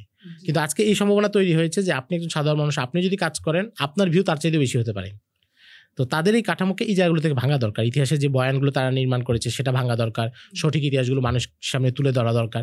আলহামদুলিল্লাহ গত কয়েক বছরে বাংলাদেশে ইসলামের ইতিহাস নিয়ে, মুসলিম উম্মার ইতিহাস নিয়ে, বাংলা অঞ্চলের ইতিহাস নিয়ে প্রচুর বই এসেছে এবং এখানে সঠিক ইতিহাসগুলো বর্ণনা করা হয়েছে, তাদের বয়ানগুলো ভাঙা হয়েছে। এগুলোকে আরও বেগবান করা, মানুষের কাছে ব্যাপকভাবে পৌঁছে দেয়া, এই কাজগুলো ধারাবাহিকতা বজায় রাখা জরুরি।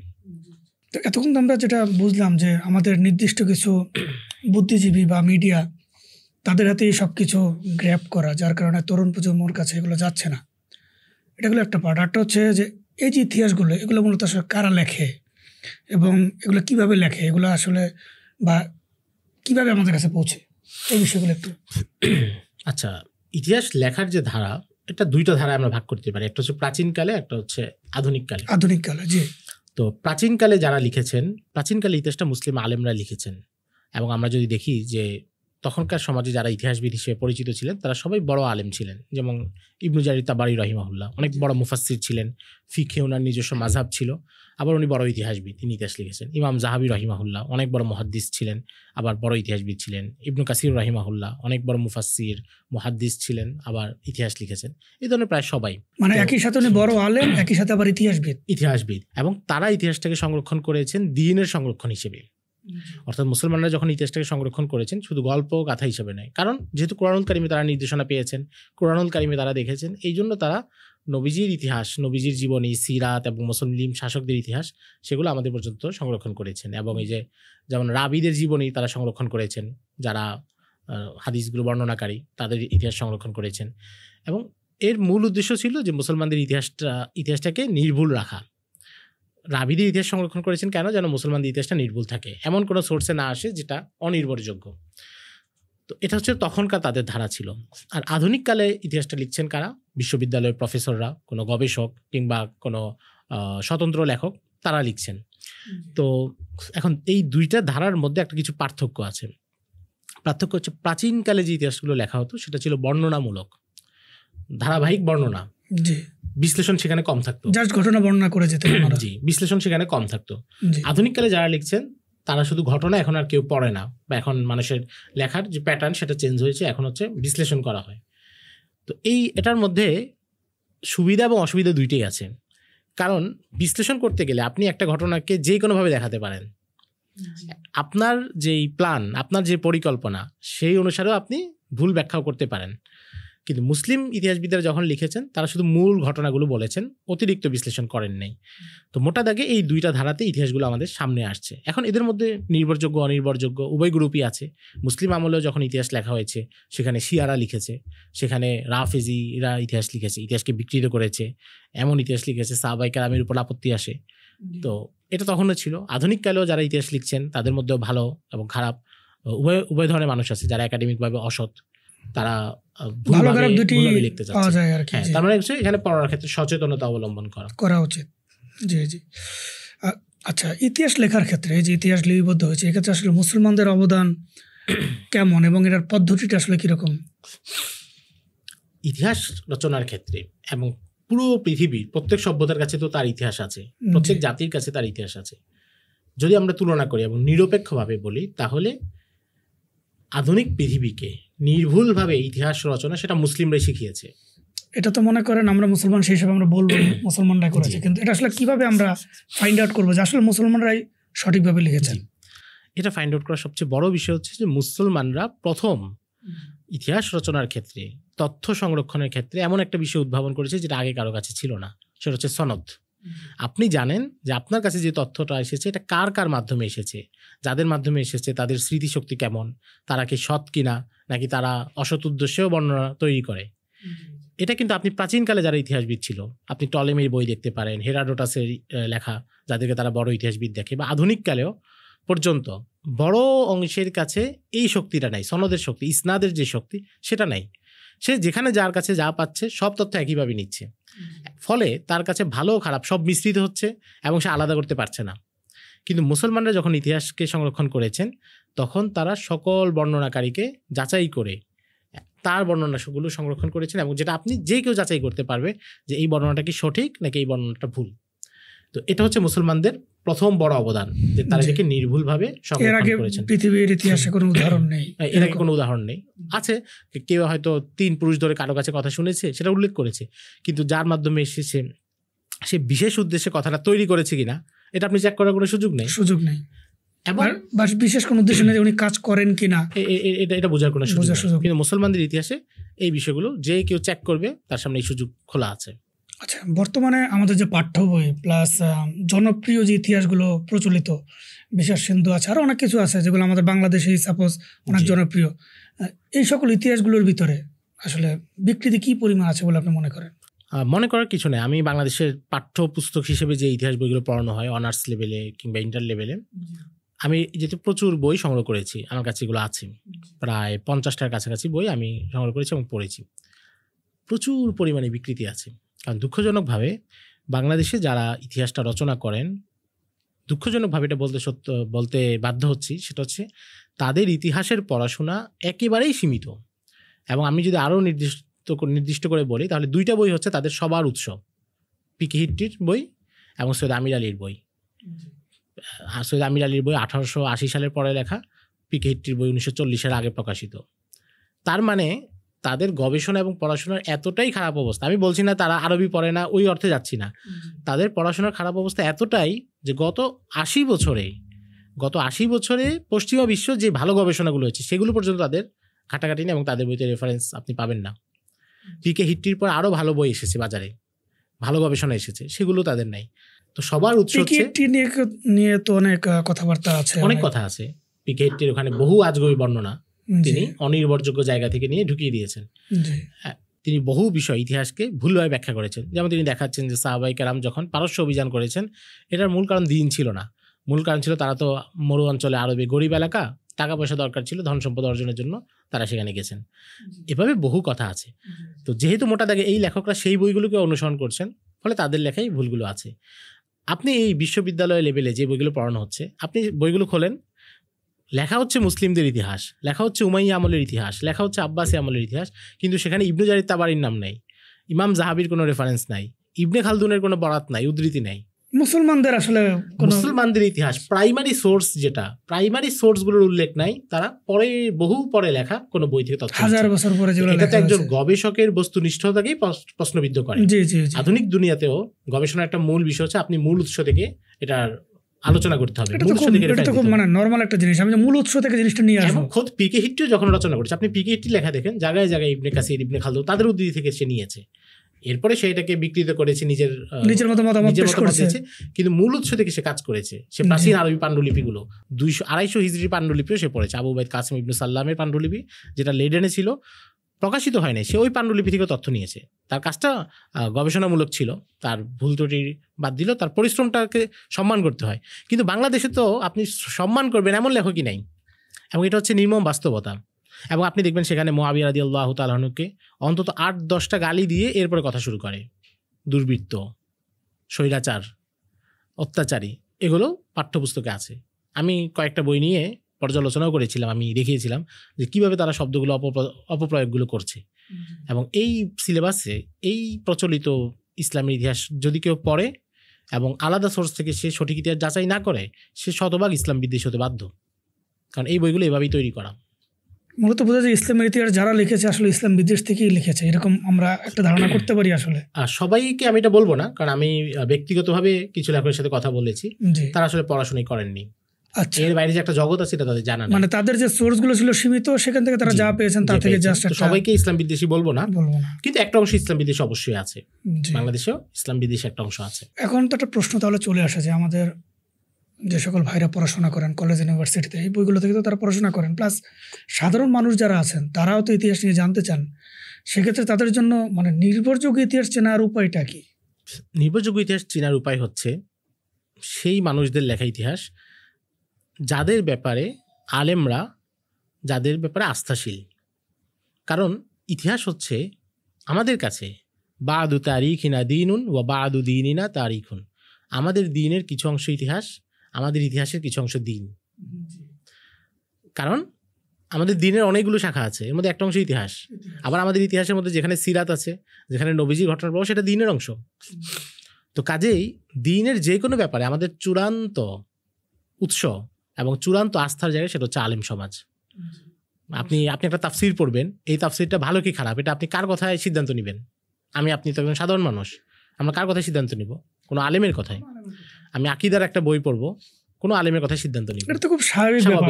সাপোজ আমি মেডিকেল স্টুডেন্ট, সেক্ষেত্রে কোন বইটা আমার জন্য ভালো, আমি কোন ভালো ডাক্তার থেকে জানবো।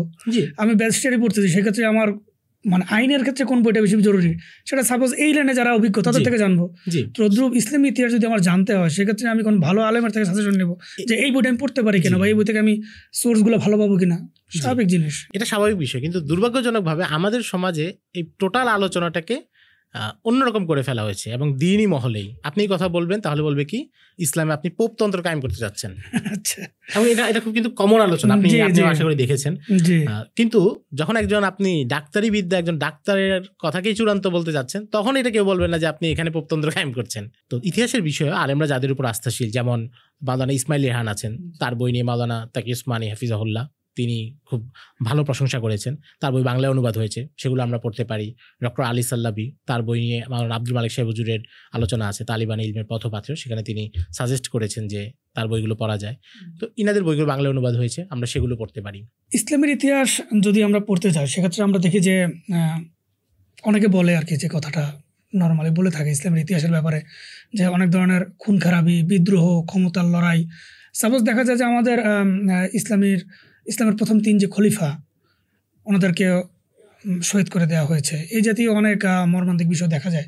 তো অনেকে এক্ষেত্রে আপত্তি করতে চান যে ইসলামের ইতিহাস পড়লে তো আমরা শুধু এই জাতীয় যুদ্ধ, খুন খারাপি দেখতে পাই, তো এগুলো পড়ে আমাদের লাভ কি? এগুলো পড়লে তো আমাদের আরও ভিতরে যে হিংসা বা এই জাতীয় বিষয়গুলো পয়দা হতে পারে বা তৈরি হতে পারে।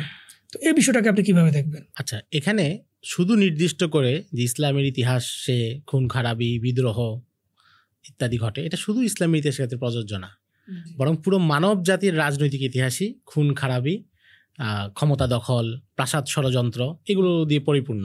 এটা মানব জাতির বৈশিষ্ট্য। আপনি যদি বাংলাদেশের ইতিহাস দেখেন, 71 সালে রক্তক্ষয়ী যুদ্ধ, 75 সালে শেখ মুজিবের মৃত্যু বলতে হত্যাকাণ্ড, 81 সালে জিয়াউর রহমানের হত্যাকাণ্ড। তো এবং বাংলাদেশের এরপরে কি একজনের বিরুদ্ধে 90-তে এরশাদকে পতন ঘটানো হলো, 89-90-তে। তো এই যে তার মানে বাংলাদেশের ইতিহাসে কিন্তু এগুলো পরিপূর্ণ। পাকিস্তান পিরিয়ডে আপনি যদি পাকিস্তান ইতিহাস দেখেন, জুলফিকার আলী ভুট্টোকে ফাঁসি দেওয়া হচ্ছে, জিয়াউল হককে হত্যা করা হচ্ছে, আইয়ুব খানের বিরুদ্ধে গণ অভ্যুত্থান হচ্ছে, লিয়াকত আলী খানকে খুন করা হচ্ছে। এবং এটা সব জায়গায়, আমেরিকার ইতিহাসে যদি দেখেন, যুদ্ধ, লড়াই, জন এফ কেনেডি প্লাস আরো অনেকে আছে যাদেরকে হত্যা করা হয়েছে। তো এটা পৃথিবীর ইতিহাসে, পৃথিবীর সব সভ্যতার ইতিহাসই রাজনীতি এবং ক্ষমতা সেটা নিয়ন্ত্রিত হয় এই যুদ্ধ, লড়াই, হত্যাকাণ্ড এগুলোর মাধ্যমেই। তো তার মানে রাজনৈতিক ইতিহাস যেটা পৃথিবীর সব জায়গায় কমন জিনিস। এটা শুধু ইসলামের ইতিহাসেই শুধু লড়াই এমন না। কেউ যদি ফ্রান্সের ইতিহাস পড়ে, কেউ যদি ব্রিটেনের ইতিহাস পড়ে, সেখানেও সে একই জিনিসের মুখোমুখি হবে। কারণ রাজনীতির একটা স্বভাব এবং ধর্ম হচ্ছে এটা। কারণ রাজনীতির সাথে ক্ষমতার প্রশ্ন জড়িত, সবকিছুই। ক্ষমতা একজনের কাছে থাকলে আরো 10 জন সেটা কেড়ে নিতে চাবে, সেখানে সংঘাত অনিবার্য। তো এটা একটা স্বাভাবিক ব্যাপার। এটাকে অস্বাভাবিক মনে করা কিংবা একটা পবিত্রভাবে কল্পনা করা যে আপনি রাজনীতি করবেন, সেখানে কোনো যুদ্ধ হবে না, আপনার বিরুদ্ধে বিদ্রোহ হবে না, এটা সম্ভব না। এটা মানব সমাজের স্বাভাবিক বৈশিষ্ট্য। যারা বলে বুঝতে হবে যে আসলে ইতিহাস সম্বন্ধে তাদের সচেতনতা কম। জি, সচেতনতা কম, এবং তিনি মানব সমাজের প্রকৃতিটা জানেন না, এটা বলতে হবে।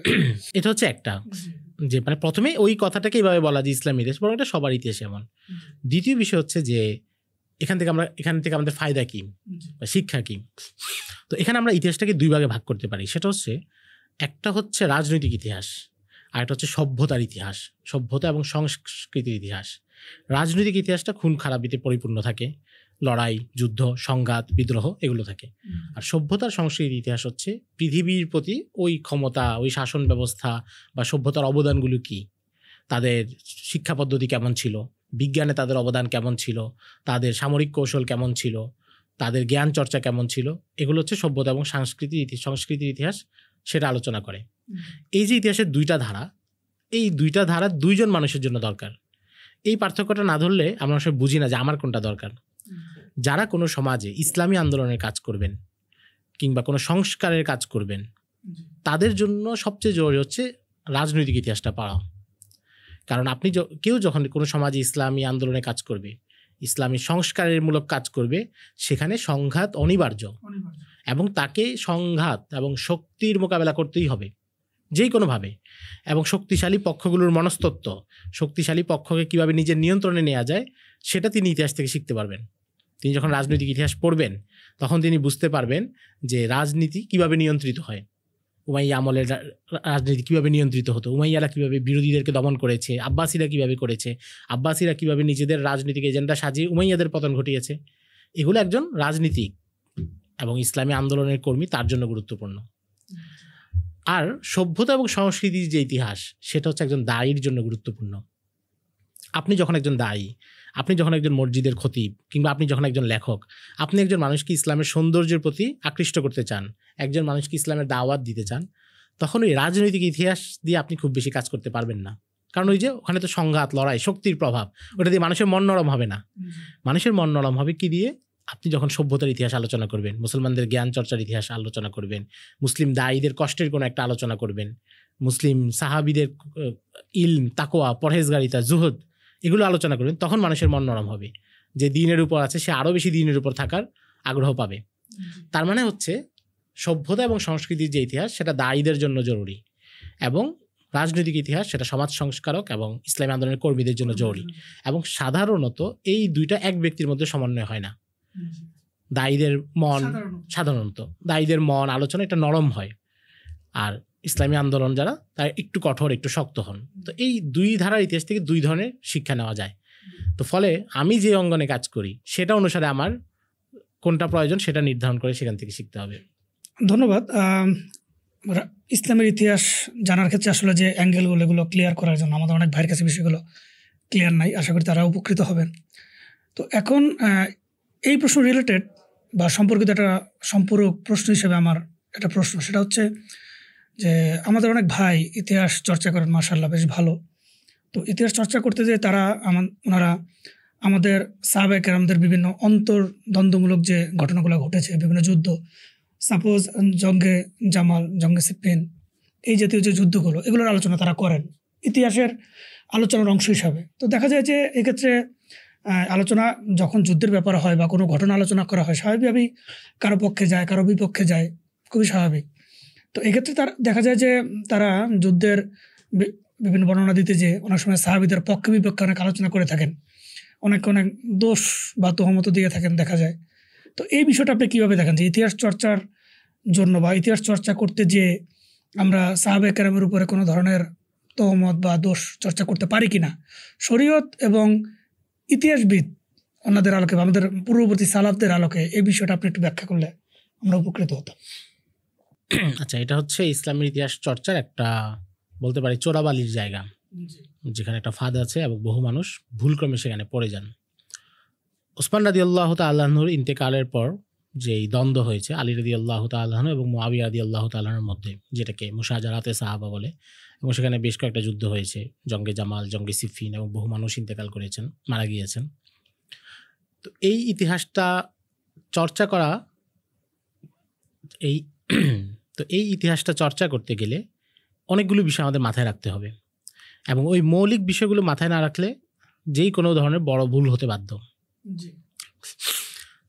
একটা মৌলিক বিষয় হচ্ছে, আপনি দেখবেন যে যারা ইতিহাসটা চর্চা করেন তারা প্রথমেই সাহাবায়ে কেরামকে মারাত্মক অপবাদ দিয়ে দেন যে ক্ষমতার জন্য লড়াই করেছে, এবং তাদের মধ্যে কেন তারা ঐক্যটা নষ্ট করলেন এবং কেন তারা এই কাজটা করলেন। এবং আমি এমনও শুনেছি কাউকে যে আমরাই তো সাধারণ মানুষ, কিন্তু আমাদেরই তো আলহামদুলিল্লাহ ইমানের হালত এমন যে এই বিষয়গুলো নিয়ে দ্বন্দ্ব করতাম না, কিন্তু তারা কেন করলেন।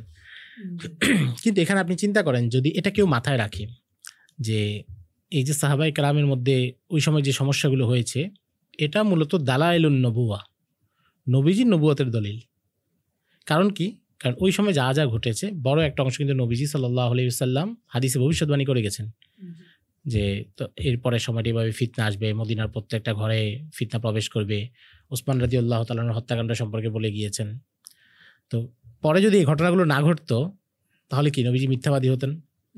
এবং এই জন্য ইমাম বাইহাকি রাহিমাহুল্লাহ সহ অনেকেই দালাইলুন নবুয়ার অধ্যায় এই সংক্রান্ত হাদিসগুলো এনেছেন, ফিতনার হাদিসগুলো। এটা নবীজির নবুয়তের একটা অংশ, নবীজির নবুয়তের প্রমাণ যে তিনি এত নিখুঁতভাবে পরের ঘটনাবলী আগে বলে চলে গিয়েছেন। এটা হচ্ছে একটা বিষয়।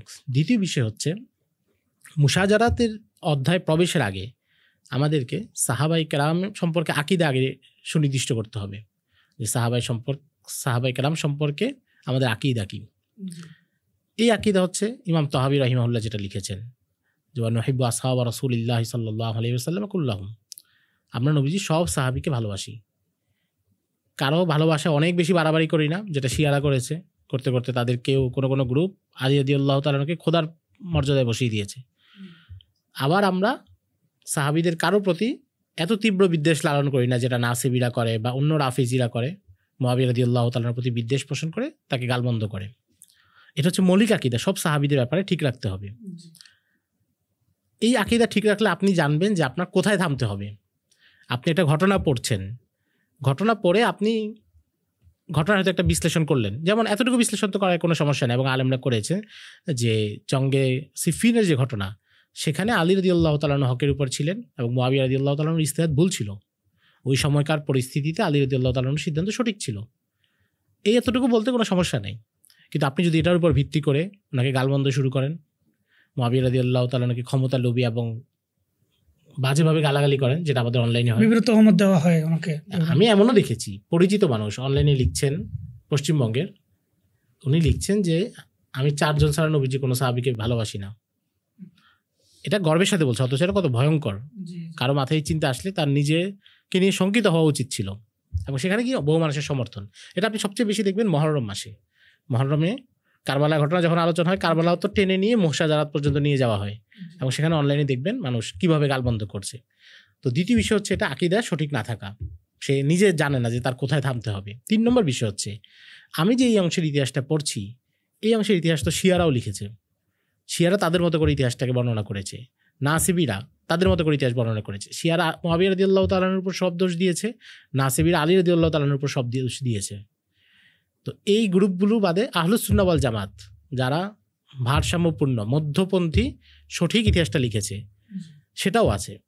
এখন আমাদের বাজারে বহু অনির্ভরযোগ্য বই আছে, বহু লেখকের লেখা বই আছে, যার যার মতো করে ইতিহাস রচনা করছে। আমাদের এখানে এমনও বই আছে যে এই যে মুশাজারাতের ফিতনার সূচনা, যেখানে আব্দুল্লাহ ইবনে সাবা, বাংলাদেশে অনুবাদ হয়েছে যে আব্দুল্লাহ ইবনে সাবা কোনো ঐতিহাসিক ব্যক্তিত্বই ছিল না, এটা কাল্পনিক, মুসলমানরা এটা বানিয়ে অপবাদ দেওয়ার জন্য।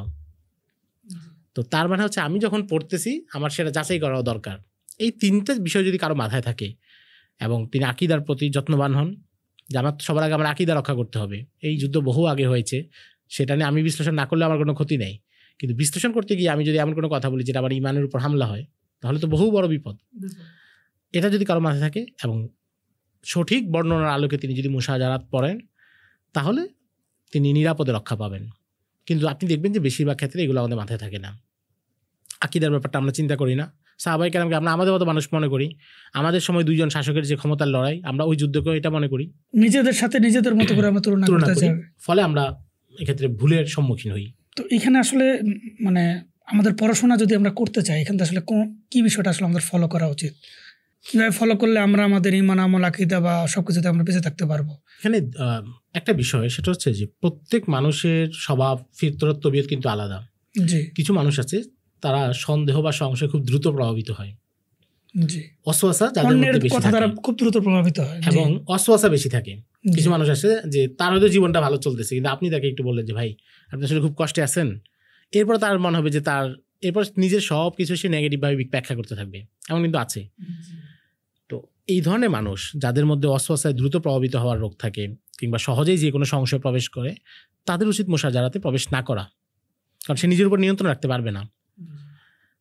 আর যার নিজের ব্যাপারে এতটুকু আস্থা আছে, তার উচিত এই ব্যাপারগুলো পড়া এবং কোনো আলেমের সাথে আলোচনা করা, আলেমদের সাথে আলোচনা করা, তাদের কোনো কিছু তার যদি মনে হয় যে না এই বিষয়টা কেমন যেন লাগতেছে, তখন কোনো আলেমের সাথে পরামর্শ করা, কথা বলা। মুশাজারাত পড়লেও ফায়দা আছে। মুশাজারাত পড়ার দ্বারা কিছু মানুষ কিছু বাস্তব সমস্যার মুখোমুখি হয়। যেমন বাংলাদেশের প্রেক্ষাপটে যদি আমি আপনাকে একটা কথা বলি, মুশাজারাত পড়লে আপনি যে কেউ বুঝতে পারবে যে উত্তম কোনো জামাত শ্রেষ্ঠ জামাতের মধ্যেও ইখতিলাফ হতে পারে, এবং শ্রেষ্ঠ জামাত তো সব বিষয়ে একমত হবে শতভাগ, এটা জরুরি না। মানে দোনো পক্ষই সঠিক, মানে সঠিক চিন্তা, সঠিক এবং ভালো নেককার শতভাগ ইখলাস আছে, এমন জামাতের মধ্যেও ইখতিলাফ হতে পারে। আপনি বাংলাদেশে প্রায় মানুষ এই ইখতিলাফগুলো দেখলে, যেমন ধরুন একটা মাদ্রাসার সাথে একটা মাদ্রাসার কোনো কারণে দ্বন্দ্ব হয়েছে, একটা ইসলামী দলের সাথে একটা ইসলামী দলের দ্বন্দ্ব হয়েছে, এটা ঠিক, দ্বন্দ্বগুলো অনেক সময় অনেক বেশি খারাপ হয়ে যায়, যেটা কাম্য না, কিন্তু মৌলিকভাবে কিছু দ্বন্দ্ব হয়েছে, মানুষ এটাতে অস্থির হয়ে যায়, আলেমদের মধ্যে ঐক্য নাই, সমাজে অস্থিরতা। কিন্তু সে যদি মুশাজারাত পড়ে, সে এই বাস্তব সমস্যার মুখোমুখি হইতে, বাস্তব সমস্যা বুঝতে পারবে যে মানুষের সমাজে ফিতরত এমন যে মানুষের মধ্যে ইখতিলাফের রায় হবে, একজনের সাথে অপরজনের মতামতে ভিন্নতা হবে, কিছুটা দ্বন্দ্ব হবে, দূরত্ব হবে, এটা হতে পারে, এবং এটা দ্বারা কারো শ্রেষ্ঠত্ব নাকচ হয় না। ধরুন বাংলাদেশের বড় 2টা মাদ্রাসার মধ্যে একটা দ্বন্দ্ব আছে, তাদের মতো করে একটা সমস্যা আছে, কিন্তু বাংলাদেশের ইসলামপন্থীদের জন্য বাংলাদেশ ইসলামের খেদমতের বড় 2 মাদ্রাসায় বড় অবদান আছে। আপনি যদি ওই দ্বন্দ্বটাকেই চূড়ান্ত মনে করেন এবং এই দ্বন্দ্বটাকে এতটাই খারাপ মনে করেন যে যেটার কারণে আপনি কি করবেন কি তাদের অন্য সকল খেদমত নাকচ করবেন। যে ব্যক্তি বাস্তবসম্মত চিন্তা করে না, যে চিন্তা করে তার একটা কাল্পনিক জগৎ হবে যেখানে সব শুধু সুন্দর আর ভালো ঘটবে, এর বিপরীত কিছু ঘটবে না, সে হচ্ছে তাদের অন্য কাজগুলোকে নাকচ করবে। আর যে বাস্তব সমস্যার মুখোমুখি সে বলবে যে ঠিক আছে দ্বন্দ্ব হয়তো কাম্য না, কিন্তু ঘটতে পারে, এটা পেছনেও ঘটেছে, এর দ্বারা তাদের অন্য খেদমত নাকচ হয় না। আপনার কথা আমার একটা ঘটনা মনে পড়লো। একবার একজন আল্লামা হযরত একটা খুব সুন্দর ঘটনা বলেছিলেন যে সাপোজ কেউ যদি মনে করে সারা বাংলাদেশের সকল ইখতিলাফ সে দূর করে দেবে, তো সে কী করলো, চিন্তা করলো যে আজকে থেকে আর কোনো মূর্তিতে জুমা পড়া হবে না, শুধু বায়তুল মোকাররমে জুমা পড়ানো হবে, তাহলে সবাই এখানে নামাজ পড়বে, কোনো ধরনের ইখতিলাফ হবে না।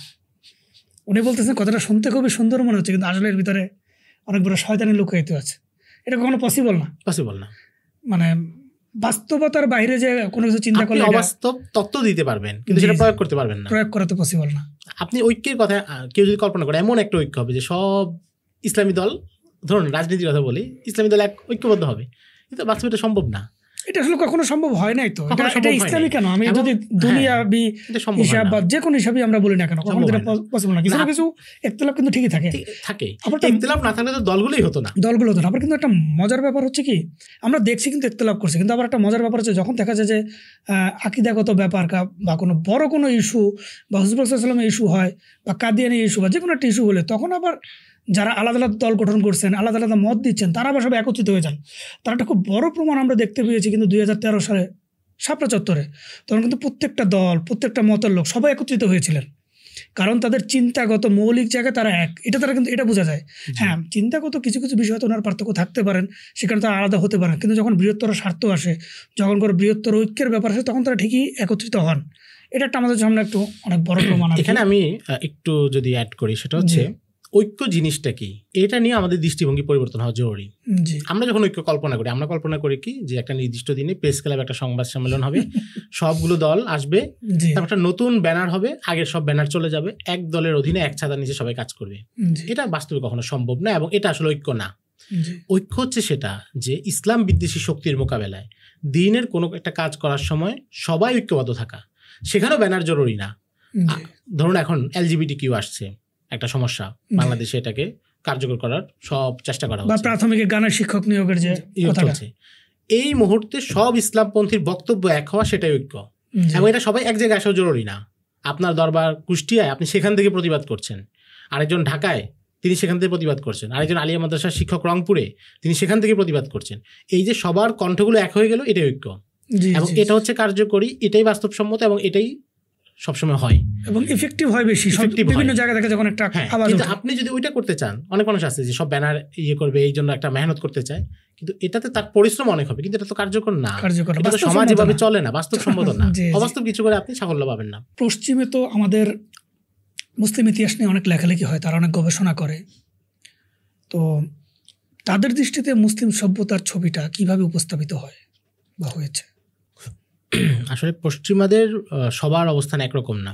জি, আধুনিককালে তাদের মধ্যে নিরপেক্ষ অনেক গবেষকও এসেছেন যাদের কাজ বেশ ভালো। একসময় তো তারা বিদ্বেষ প্রসূতির পুরোটা চর্চা করতো। ওরিয়েন্টালিস্টদের 19বিংশ শতাব্দীর কাজগুলো দেখলে, স্যার উইলিয়াম মেয়র বা মার্গিওলিথ বা অন্যান্য যারা আছে, তো সেটা পুরো ইসলাম বিদ্বেষী এবং ইসলামকে ইচ্ছাকৃতভাবে বিকৃত করার প্রচেষ্টা ছিল।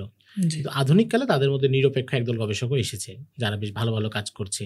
যেমন ওয়াইল হাল্লাকের কথা বলা যায়, তার কাজগুলো আসছে। ইরাইম লাপিদাসের বই আছে, সেগুলো বেশ ভালো, এবং এগুলো পিকেহিটি চাইতে অনেক বেশি শক্তিশালী ইসলামকে দেখার ক্ষেত্রে। তবে যেহেতু তারা অমুসলিম, যেহেতু তারা ইসলামী শরিয়ায় বিশ্বাস করে না, আমরা আবারও যেটা শুরুতে বলছি যে আমাদের তারিখের ইতিহাসের একটা অংশ হচ্ছে আমাদের দিন, ইতিহাসের আমাদের একটা অংশ হচ্ছে বিশ্বাসের সাথে সংশ্লিষ্ট। তো ফলে সে যেহেতু আপনি একটা জিনিসকে বিশ্বাস করেন না, আপনি মোহাম্মদ সাল্লাল্লাহু আলাইহি সাল্লামকে একজন ঐতিহাসিক ব্যক্তি হিসেবে বিশ্বাস করেন, কিন্তু তাকে নবী মানেন না।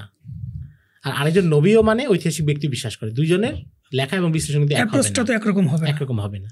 তো এটা আমাদের মাথায় রাখা উচিত যে তারা যখন লিখে, অনেক সময় তারা নবী সে বিশ্বাস করে না, তারা এটাকে নিরপেক্ষভাবে বলবে যে মোহাম্মদ যে বাণী প্রচার করেছেন বা মোহাম্মদ নিজে যেটা কল্পনা করেছেন। তো এই সমস্যাগুলো থাকে। কিন্তু এখন তাদের মধ্যে কয়েকটা শ্রেণী আছে, এবং একটা শ্রেণী হচ্ছে তারা শুধু গবেষণার দৃষ্টিকোণ থেকে দেখে এবং সত্যের কাছাকাছি পৌঁছতে চায়, যে শ্রেণীটা আগে ছিল না। মুসলমানদের নিয়ে পশ্চিমা বিশ্বের যে কিছু ভুল ধারণা আছে, প্রচলিত ভুল ধারণা, তার কিছু উদাহরণ যদি আমাদেরকে দিতেন। একটা বড় ভুল ধারণা বা যেটাকে তারা উপস্থাপন করে জি সেটা হচ্ছে জিহাদ। জি মুসলমানরা তরবারির মাধ্যমে সবাইকে ধর্মান্তকরণ করেছে, তরবারির মাধ্যমে সব জয় করেছে। জি মুসলমানরা বর্বর, এখানকার শাসক যারা ছিল তারা সবাই স্বৈরাচারী ছিল, কিংবা এক দুজন শাসকের ব্যক্তিগত গুনাহ অপরাধ সেটাকে নিয়ে করা, যেমন ওসমানী সকল শাসকদের উপরে এটা আরোপ করা, সমকামীদের এই ওসমানী শাসকদের কেউ কেউ সমকামী ছিল এটা প্রচার করা। একদিকে তারা ওইটার বৈধতা দেওয়ার জন্য আন্দোলন করে, কিন্তু আবার মুসলমানদেরকে সেটা নিয়ে তারা অপবাদ দেয়, ক্লেম করার চেষ্টা। তাদের কাছে তো মদ, গান বাজনা, নারী লিপসু হওয়া এগুলো সব তাদের কাছে বৈধ, কিন্তু তারা মুসলিম শাসকদেরকে ওইটা বলে আঘাত করবে যে ইন্দ্রিয় পরায়ণ, নারী লিপসু। এগুলো হচ্ছে তাদের কমন কিছু কাঠামো, এবং এই প্যাটার্নের আলোকে তারা নিজেদের বয়ানগুলোকে নির্মাণ করে। এই সকল যে ইতিহাস বিকৃতিগুলো হয়েছে, এর থেকে বেরিয়ে আসতে হলে আমাদের আসলে কি করা উচিত বা কি করতে হবে বলে মনে করেন আপনি? বেরিয়ে আসতে হলে সমাধান একটাই, যেখানে আপনার অন্ধকার থাকবে সেখানে আপনার আলো জ্বালতে হবে। বেরিয়ে আসার জন্য আমাদের উপায় হচ্ছে আমাদের সঠিক ইতিহাসটা চর্চা করা, বিশুদ্ধ ইতিহাস যেখানে লেখা আছে সেগুলোকে চর্চা করা, এটাকে প্রচুর বেগবান করা, সমাজের প্রত্যেক মানুষ পর্যন্ত ছড়িয়ে দেয়া। এবং সেক্ষেত্রে আমরা এই মিডিয়াগুলোকে, এই মাধ্যমগুলোকে কাজে লাগাতে পারি। সমাজের প্রান্তিক মানুষ, তার কাছ পর্যন্ত হয়তো আপনার বই যাবে না।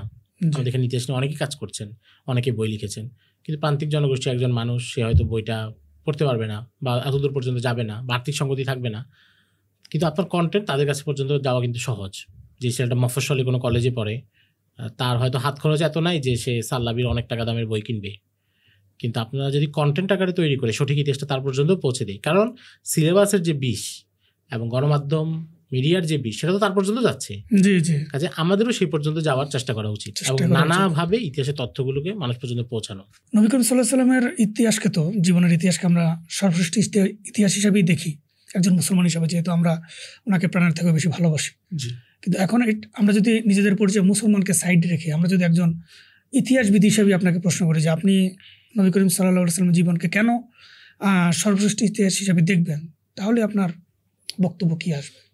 আমার বক্তব্য না দিয়ে আমি ভারতবর্ষের একজন শ্রেষ্ঠ ইতিহাসবিদ সৈয়দ সুলাইমান নদভীর একটা কথা উদ্ধৃত করি। তিনি 30-এর দশকে মাদ্রাজে একটা বিখ্যাত বক্তৃতা দিয়েছিলেন একাধিক পর্বে।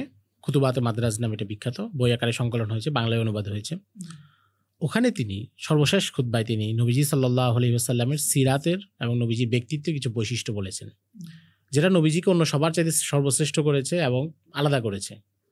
এক নম্বর হচ্ছে, নবীজি সাল্লাল্লাহু আলাইহি ওয়াসাল্লাম হচ্ছেন এমন ব্যক্তিত্ব যিনি সবার জন্য সমানভাবে অনুসরণীয়। এটা পৃথিবীর আর কোনো ব্যক্তির মধ্যে পাওয়া যায় না। যেমন ধরুন, পৃথিবীতে অনেক সফল শাসক ছিলেন, আমরা উইনস্টন চার্চিলের কথা বলতে পারি, কিংবা মুঘল সম্রাট আকবরের কথা বলতে পারি। এই ধরনের আরও অনেক শাসক ছিল, সম্রাট অশোক ছিল প্রাচীনকালে। এই একজন শাসক, তার কাছ থেকে আপনি শাসনবিদ্যায় দক্ষতা অর্জন করতে পারবেন, তার শাসন নীতি পড়লে আপনি শাসন ব্যবস্থা অভিজ্ঞ হবেন। কিন্তু ধরুন আমি একজন স্বাভাবিক মানুষ, আমি হচ্ছি বাংলা সাহিত্যের ছাত্র, আমার কাছে কি সম্রাট অশোক গুরুত্বপূর্ণ? আমি তার কাছ থেকে নেওয়ার মতো আমার কোনো উপাদান নাই। আপনি বিজ্ঞানের ছাত্র, আলবার্ট আইনস্টাইন, আইজ্যাক নিউটন, তারা আপনার কাছে গুরুত্বপূর্ণ, তাদের কাছ থেকে আপনি বিজ্ঞানে অনেক কিছু শিখতে পারবেন, অনুপ্রেরণা পাবেন। কিন্তু আমি হচ্ছি বাংলা সাহিত্যের ছাত্র, আমি কবিতা রচনা করি, আমার কাছে কি তারা গুরুত্বপূর্ণ? কিংবা আপনার কাছে কি রবীন্দ্রনাথ গুরুত্বপূর্ণ হবেন? যে বিজ্ঞানের ছাত্র, মাঝে মধ্যে চর্চা করতে পারে, কিন্তু তার জীবন নিয়ে জানা, তাকে আদর্শ হিসেবে নেওয়া তার কাছে কিন্তু সুযোগ নেই। অর্থাৎ পৃথিবীর যে মানুষ, স্বাভাবিক মানুষ, তাদের দক্ষতা এটা কোনো একটা ফিল্ডে প্রকাশিত হয়। একজন ব্যক্তি হয়তো শুধু বিজ্ঞানী, একজন ব্যক্তি হয়তো শুধু সমাজ বিজ্ঞানী, অথবা শুধু অর্থনীতিবিদ, বা শুধু গণিতবিদ, অথবা শুধু সাহিত্যিক।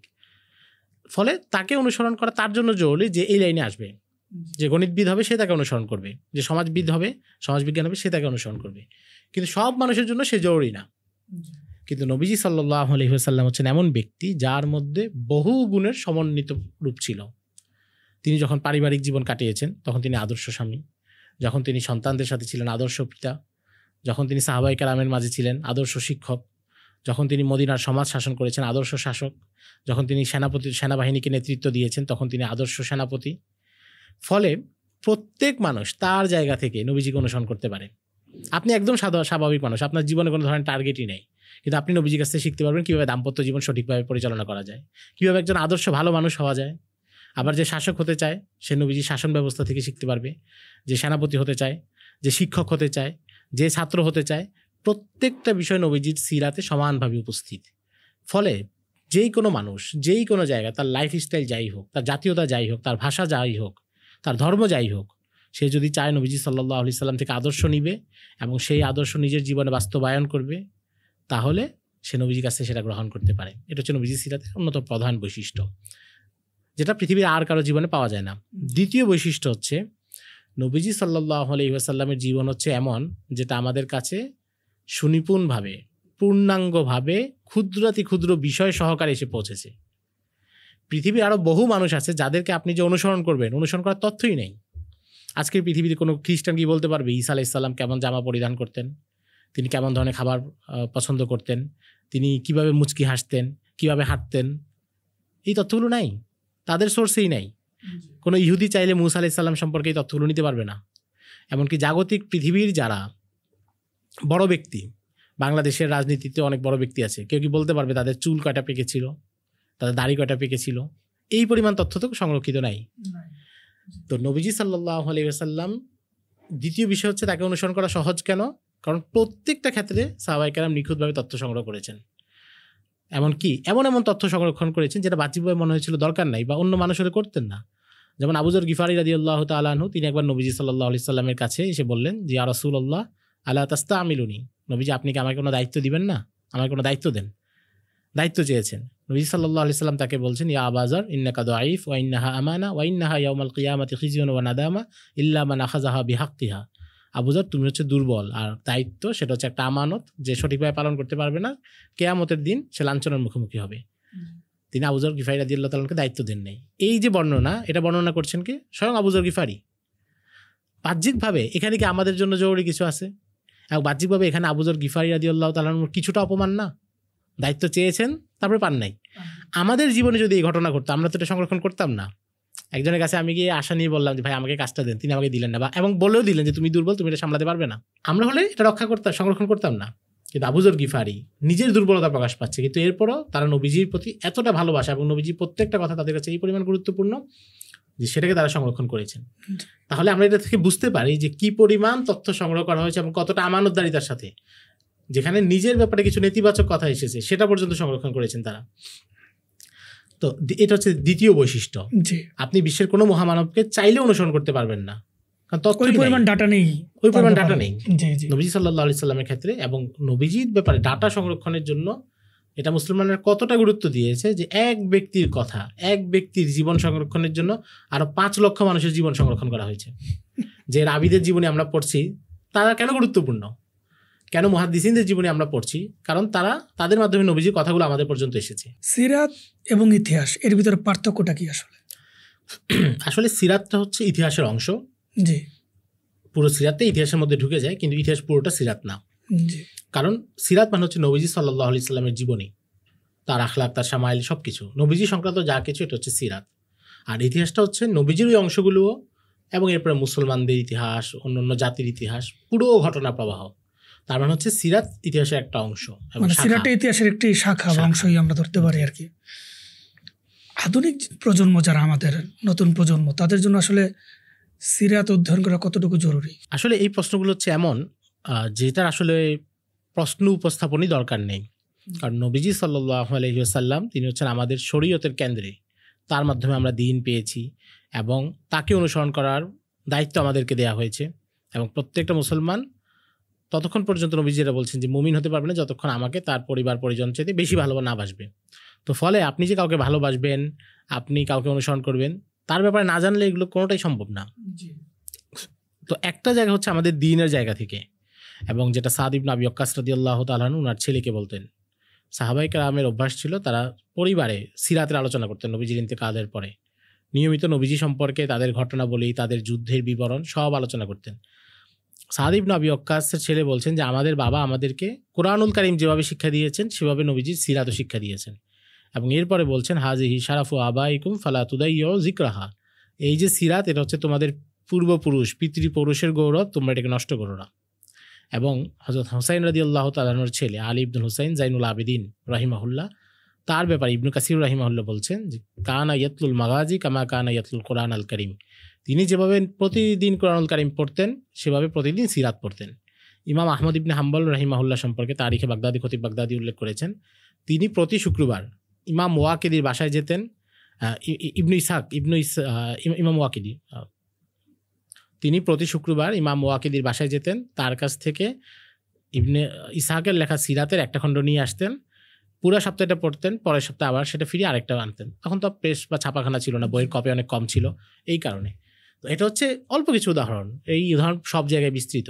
এটা হচ্ছে দ্বীনের জায়গা থেকে, আবেগের জায়গা থেকে, ভালোবাসার জায়গা থেকে। আর দ্বিতীয় বিষয় হচ্ছে, আমরা যদি আমাদের কর্মপন্থা বুঝতে চাই, আমরা যদি একটা সমাজে দাওয়াত দিব, কিভাবে দাওয়াত দিব, আমরা একটা সমাজে নেতৃত্ব দিব, কিভাবে নেতৃত্ব দিব, এই সব কিছু সিরাত থেকে আমাদেরকে আহরণ করতে হবে। আমরা আমাদের নিজেদের ব্যক্তিগত জীবন সাজাবো, দাম্পত্য জীবনে সুখী হব, আমি যেই কর্মের ময়দানে আছি সেখানে কর্মদক্ষতা অর্জন করব, সব কিছু সিরাত থেকে অর্জন করার সুযোগ আমাদের সামনে খোলা আছে এবং নির্ভুলভাবে খোলা আছে, যেটা পৃথিবীর অন্য কোনো মানুষ আমাদেরকে বলতে পারবে, কিন্তু সেটা নিশ্চয়তা নেই যে সেটা আসলে ফিল্ডে কাজ করবে কিনা। কিন্তু নবীজি সাল্লাল্লাহু আলাইহি সাল্লাম আমাদেরকে যে আদর্শগুলো শিখাচ্ছেন, যে পরামর্শগুলো দিচ্ছেন, সেটা কাজ করবে শতভাগ নিশ্চয়তা। তো ফলে দুনিয়াবী দৃষ্টিকোণ থেকে, পার্থিব দৃষ্টিকোণ থেকে এবং দ্বীনি দৃষ্টিকোণ থেকে, দুই জায়গা থেকে সিরাত চর্চা করা আমাদের জন্য অত্যন্ত জরুরি। অনেকে এই প্রশ্নটা করে থাকে যে আমরা সিরাত পড়বো, ঠিক আছে, কিন্তু সিরাত থেকে আসলে আমরা কি শিক্ষা নেব, আসলে কিভাবে শিক্ষা নেব? একটা বিষয় হচ্ছে আমরা পড়ে যাচ্ছি ওকে, কিন্তু এখান থেকে আমরা শিক্ষাটা কিভাবে নেব, এই ওয়েট, এই পদ্ধতিটা কি আসলে? আচ্ছা, একটা বিষয় হচ্ছে যে ওই আমরা আবারও আগের কথায় ফিরি, মানে বাস্তবসম্মত কথা, মানে বাস্তব বিষয়গুলো তুলে না ধরলে আমরা সমাধানগুলো পাবো না। সেটা হচ্ছে সিরাত যখন আমরা পড়ি, তো সিরাতে তো নবীজি সব ঘটনা আছে। আর যে কোনো বড় সিরাত যদি কেউ পড়ে, আর রাহিকুল মাকতুম কিংবা নবী রহমত কিংবা সিরাতে মোস্তফা, নবীজি জীবনে সবগুলো ঘটনা সেখানে আছে। কিন্তু এই ঘটনার মধ্য থেকে শিক্ষা অর্জন করা, এই বুঝ শক্তি কিংবা এই চিন্তা শক্তি আসলে সব মানুষের নাই। আমরা যারা সাধারণ মানুষ, আমরা যারা সাধারণ পাঠক, আমাদের পক্ষে ঘটনা পড়ে শিক্ষাটা অর্জন করা এটা সম্ভব না বেশিরভাগ মানুষের ক্ষেত্রে। তো তাহলে যার মধ্যে এই সক্ষমতা আছে তিনি তো এটা পড়বেন এবং চিন্তা করবেন, তার সমাজের আলোকে মিলিয়ে বিচার করবেন। তিনি যখন আবু জাহেলের ঘটনা পড়বেন, তিনি চিন্তা করবেন আমার সমাজের আবু জাহেলকে, তার সাথে আমার আচরণ কেমন হবে। তিনি যখন ওমরের কথা চিন্তা করবেন, তিনি চিন্তা করবেন যে আমার সমাজের ওমরকে, কাকে আমার দিনের জন্য দরকার, তাকে দোয়া করে হোক, দাওয়াত দিয়ে হোক, দিনে আনতে হবে। নবীজি হযরত ওমরকে যেমন জোর করে নিয়ে আসছেন দোয়া করে আল্লাহর কাছে। তাহলে আপনি যখন এটা পড়বেন, আপনি যখন এই চিন্তা করবেন যে তাহলে আমার সমাজে কোন লোকটা ওমর হলে দিনের অনেক কাজ হবে, সেই লোকটাকে আমার দিনে আনতেই হবে, মেহনত করব। তো তখন এটা তো হচ্ছে ওইভাবে চিন্তা করে তিনি এটা আবিষ্কার করবেন। কিন্তু সাধারণ পাঠক যারা, তাদের জন্য উচিত হচ্ছে যারা সিরাত থেকে শিক্ষা নিয়ে সেটা লিখে দিয়েছেন সেই বইগুলো পড়া। অর্থাৎ সিরাতের বই কয়েকভাবে লেখা হয়, একটা ভাবে লেখা হয় শুধু ঘটনাগুলো বলে যাওয়া হয়, শিক্ষাগুলো সেখানে নাই। যেমন ইদ্রিস কান্দলবী রাহিমাহুল্লাহ, সৈয়দ আবুল হাসান আলী নদভী রাহিমাহুল্লাহ কিংবা কাজী সফিউর রহমান মুবারকপুরি, ওনাদের বইতে ঘটনা আছে, মাঝে মধ্যে এক দুটা জায়গায় ওনারা শিক্ষার দিকে ইশারা করেছেন, ব্যাপকভাবে নাই। কিন্তু আপনি যদি সাইদ রমাদান আল বুতির যে ফিকহুস সিরা কিংবা মোহাম্মদ আল গাজালির ফিকহুস সিরা সেগুলো পড়েন, দেখবেন সেখানে শিক্ষা সহ আছে এবং সেখানে সিরাতের ঘটনা থেকে কী শেখা যায় সেগুলো আলোচনায় আছে। এবং আরবিতে, ইংরেজিতে আরও বহু বই আছে। আরবিতে ডক্টর মনির গজবানের বই আছে, একাধিক খণ্ডে, প্রায় 15 খণ্ডে উনি লিখেছেন সিরাতের প্রত্যেকটা বিষয় থেকে কী শেখা যায় সেগুলো নিয়ে। ফাতুল্লাহ গুলেনের একটা বিখ্যাত সিরাত আছে, ইংরেজিতে অনুবাদ আছে, সেখানে তিনি নবীজির নানা ধরনের দক্ষতা এবং নবীজি কীভাবে সমাজ নিয়ন্ত্রণ করতেন সেগুলো দেখাতেন। তো এই ধরনের সিরাতগুলো পড়লে আমরা যারা সাধারণ পাঠক, যারা সরাসরি মূল টেক্সট পড়ে শিক্ষাটা অর্জন করতে পারবো না, তাদের পক্ষে এটা নেওয়া সহজ। আমাদের বাংলা ভাষীদের জন্য এরকম বই বা এরকম আমি যেগুলো বললাম সবগুলোই প্রায় বাংলা অনুবাদ আছে, মনির গজবানেরটা বাদে। তো সেগুলো পড়লে আমরা এটা বুঝতে পারবো। আমাদের জাকারিয়া মাসুদ ভাই একটা সুন্দর বই এসেছে, আমার নবী, সেটাও বেশ সুন্দর। শেখ সালেহ স্বামীর বই এসেছে, তার একাধিক সিরাত আসছে এবং সর্বশেষ নতুন একটা এসেছে, নবীজি কীভাবে উম্মাকে গঠন করেছিলেন এবং শাসন ব্যবস্থা নিয়ন্ত্রণে নিয়েছিলেন, এটা বাংলা অনুবাদ হয়েছে কালান্তর থেকে। তো এগুলো আমরা পড়তে পারি। বিশেষ করে শেখ সালেহ আমার স্বামীর সবগুলো সিরাতই খুব গুরুত্বপূর্ণ এবং চমৎকার। একজন সাধারণ পাঠক তিনি ইতিহাস পড়াটা আসলে কিভাবে শুরু করবেন, স্টার্টিংটা কিভাবে হবে? এখানে আমাদের আগে আরেকটা ব্যাপার মীমাংসা করতে হবে যে ইতিহাস তো অনেক বড়। মুসলমানদের ইতিহাস, ভারতবর্ষের ইতিহাস, বাংলা অঞ্চলের ইতিহাস, এরপর হচ্ছে বৈশ্বিক বিভিন্ন সভ্যতার ইতিহাস।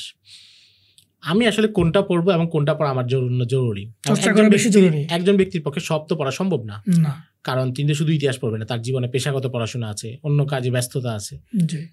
এই জায়গায় আমরা ইতিহাসকে 3টা ভাগে ভাগ করতে পারি গুরুত্বের বিচারে।